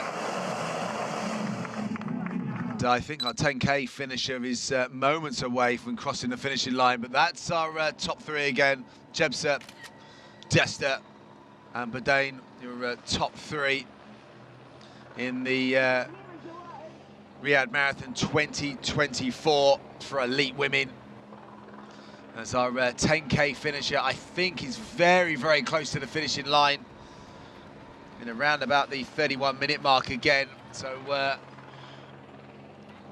arms out, and I think our 10K finisher is just crossing the finishing line now. والأستاذ مروان صيداني مدير الإدارة الامتياز التجاري من بيبسيكو. شكرا لكم. Welcome.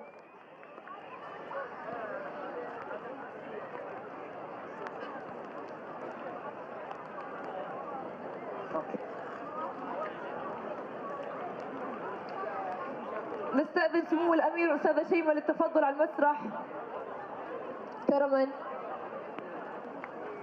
جاهزين؟ نقول أسماء الفائزين الحين؟ يعطيكم العافية. في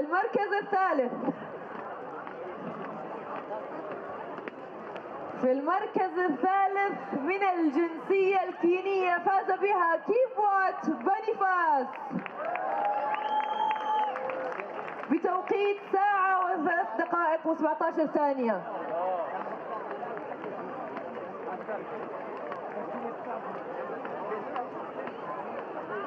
ويسلموا الجائزة الأستاذ مروان. أما في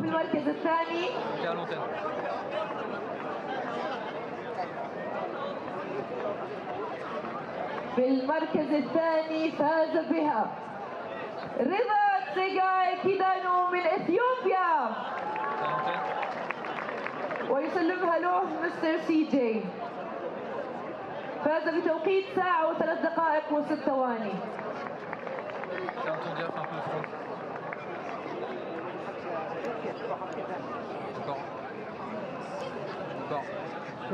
Nickel.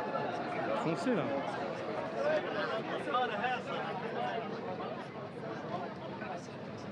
والمركز الأول كان من نصيب الكيني كيبوات ويسلمها له المهندس وسيم بتوقيت 1 ودقيقتين و30 ثانية. ألف مبروك. Congratulations to you all. So that's the presentation for the elite men's half marathon. Kelvin Kibbawat taking the top spot. Montezige Kandu Reda, the runner-up. Boniface Kibbawat was the third place athlete, unidentified earlier. 63 minutes and 17 seconds.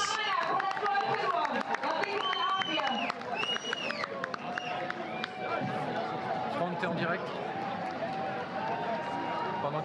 peux les suivre. T'es en direct, t'es en direct, t'es en direct. Tu les raccompagnes. Ok, t'es plus à l'antenne. C'est reparti la fête, ça veut pas ça. Ah mais non, c'est un truc de ouf.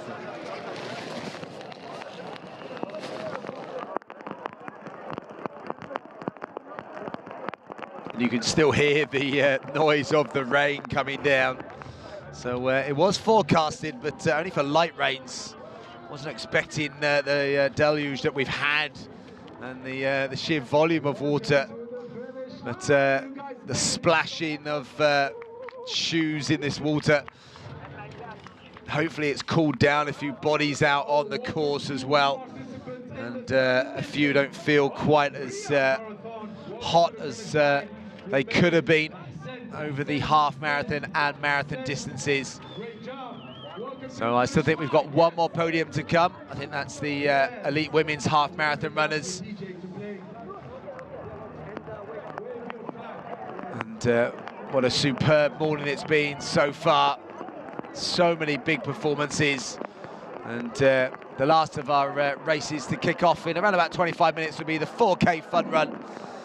Wishing all the runners all the very best for that that family affair of kids being active with their parents and everyone else in between.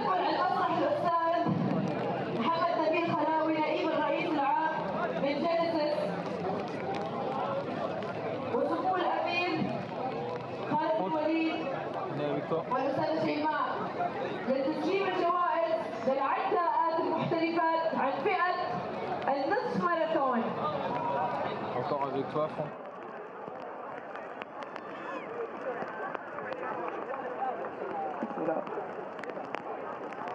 الفائزة في المركز الثالث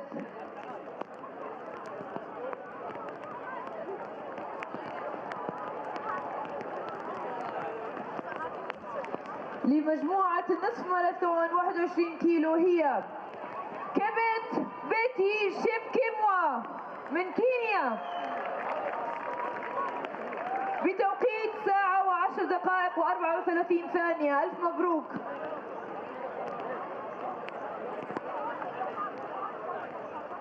وفي المركز الثاني حلت شبت إيميلي من كينيا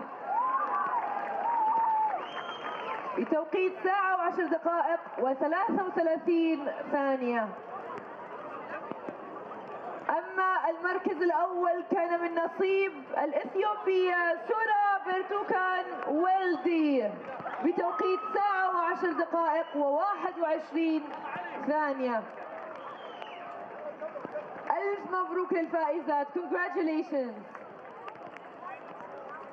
It's elite women's half marathon presentation.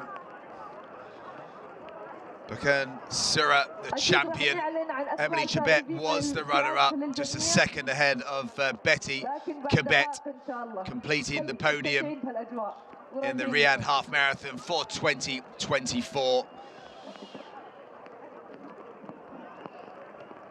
And that does conclude our presentations of the marathon. Keegan and Badain taking the titles in the Riyadh Marathon 2024. Kibawat and Sura taking the Riyadh half marathon titles. And it's been a superb morning here in Riyadh. Again, congratulations to the organisers, everyone involved. 20,000 runners taking part over the 4 events, the marathon, the half marathon, the 10K, and the forthcoming 4 kilometres. It's been an absolute privilege being on the microphone again. Hopefully you've enjoyed the coverage of the elite races, and best of luck to all of our finishers crossing the finishing line throughout this morning and into this afternoon. Goodbye. Smile on camera, my friend. Welcome to the finish line. It will be freedom, just like a waving flag. Welcome to the finish line. You guys made it. Up top, high five. Yes. Few more steps, you're almost there. Welcome to the finish line. Wave your flag.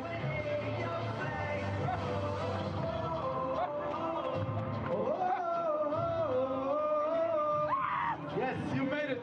Welcome to the finish line. center. Great job. Welcome to the finish line. Here we go. You got Smile, you're a champion.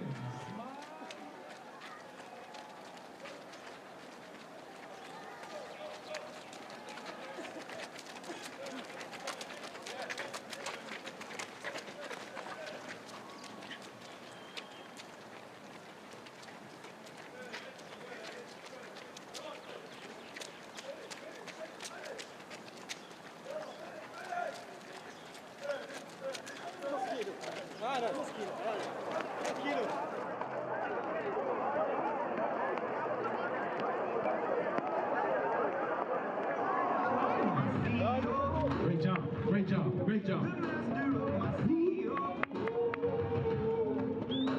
Great job, Send.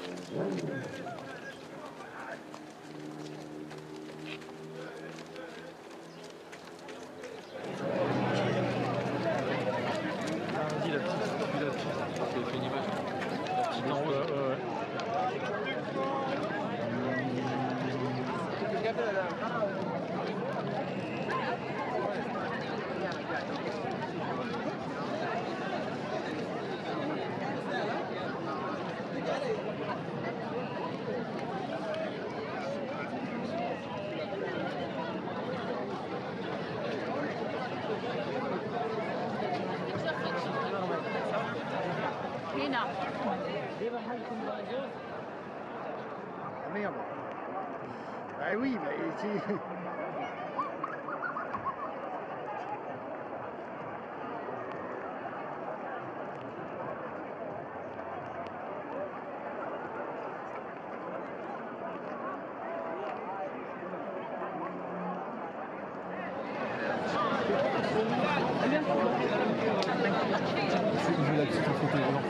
Il y a une petite en fauteuil roulant avec Franck dans 3 secondes.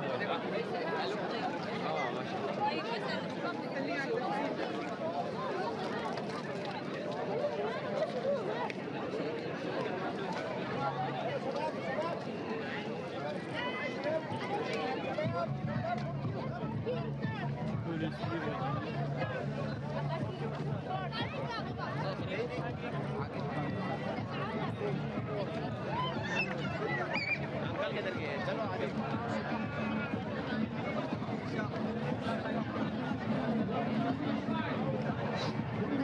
Yes, yes, welcome to the finish line.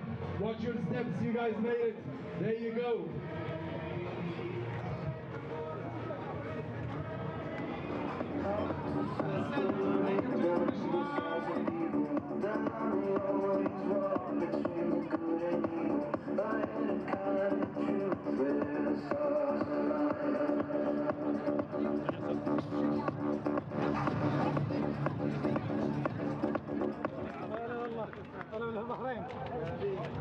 خلاص كده خلصنا يعطيك العافية أحسنت أحسنت أحسنت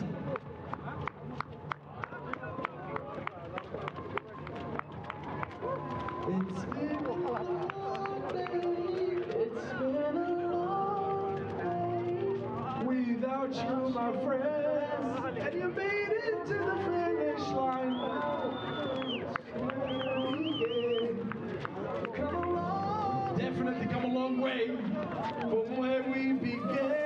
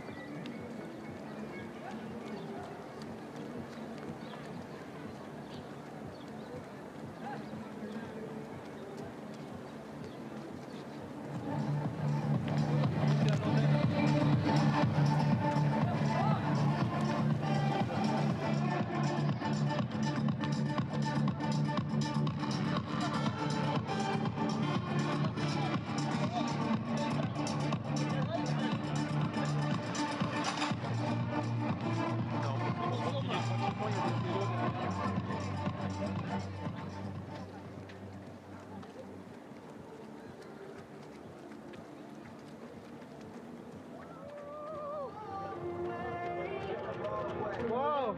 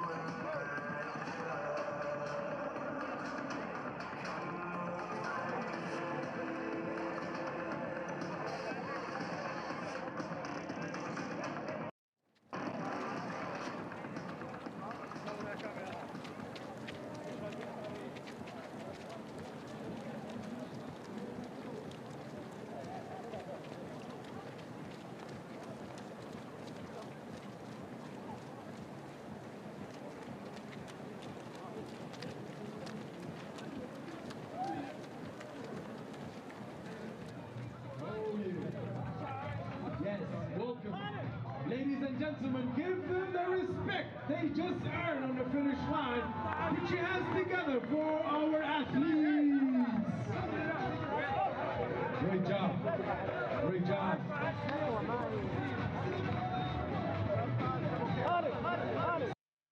Welcome, you made it. Welcome to the finish line.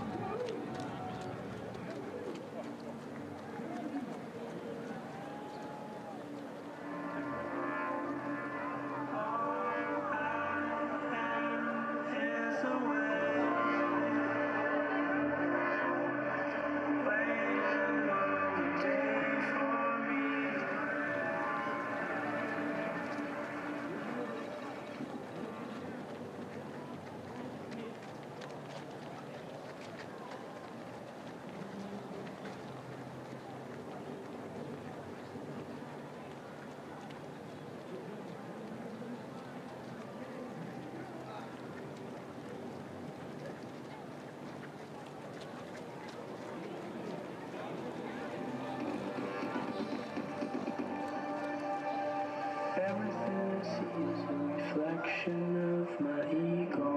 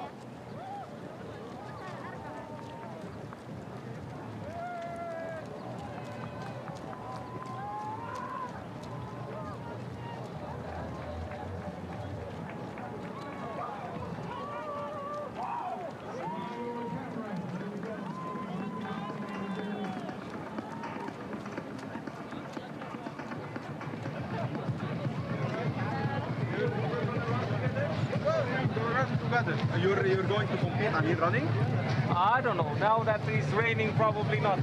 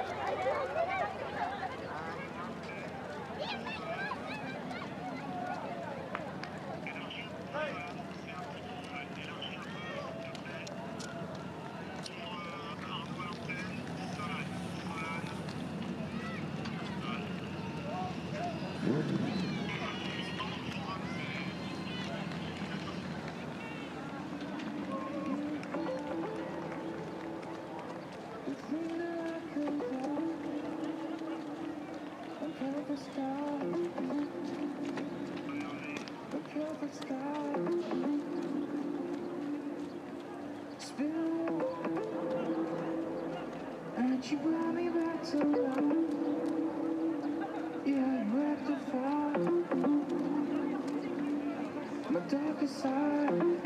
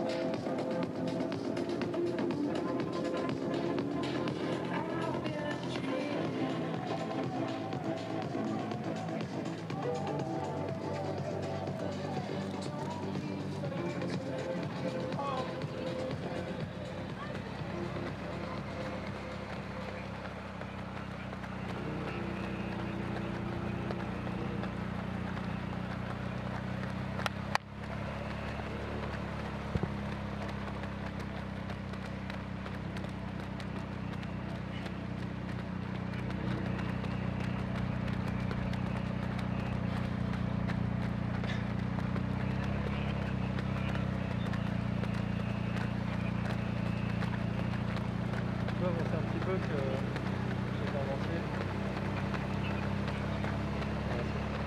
Merci, c'est parfait.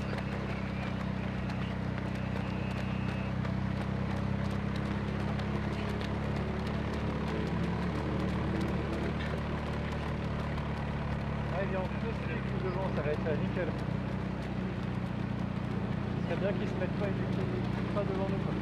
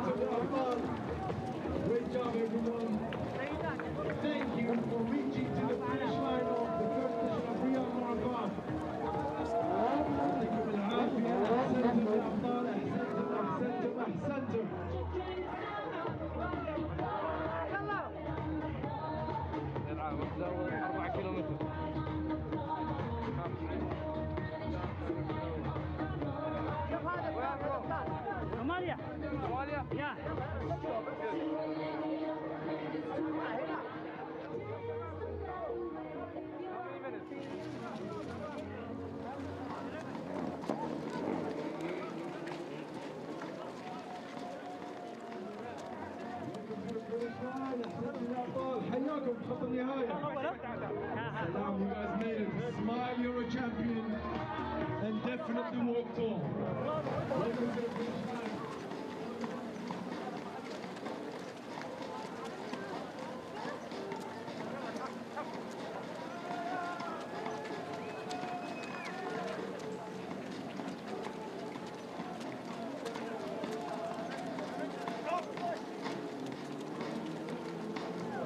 Finishers over here at the finish line.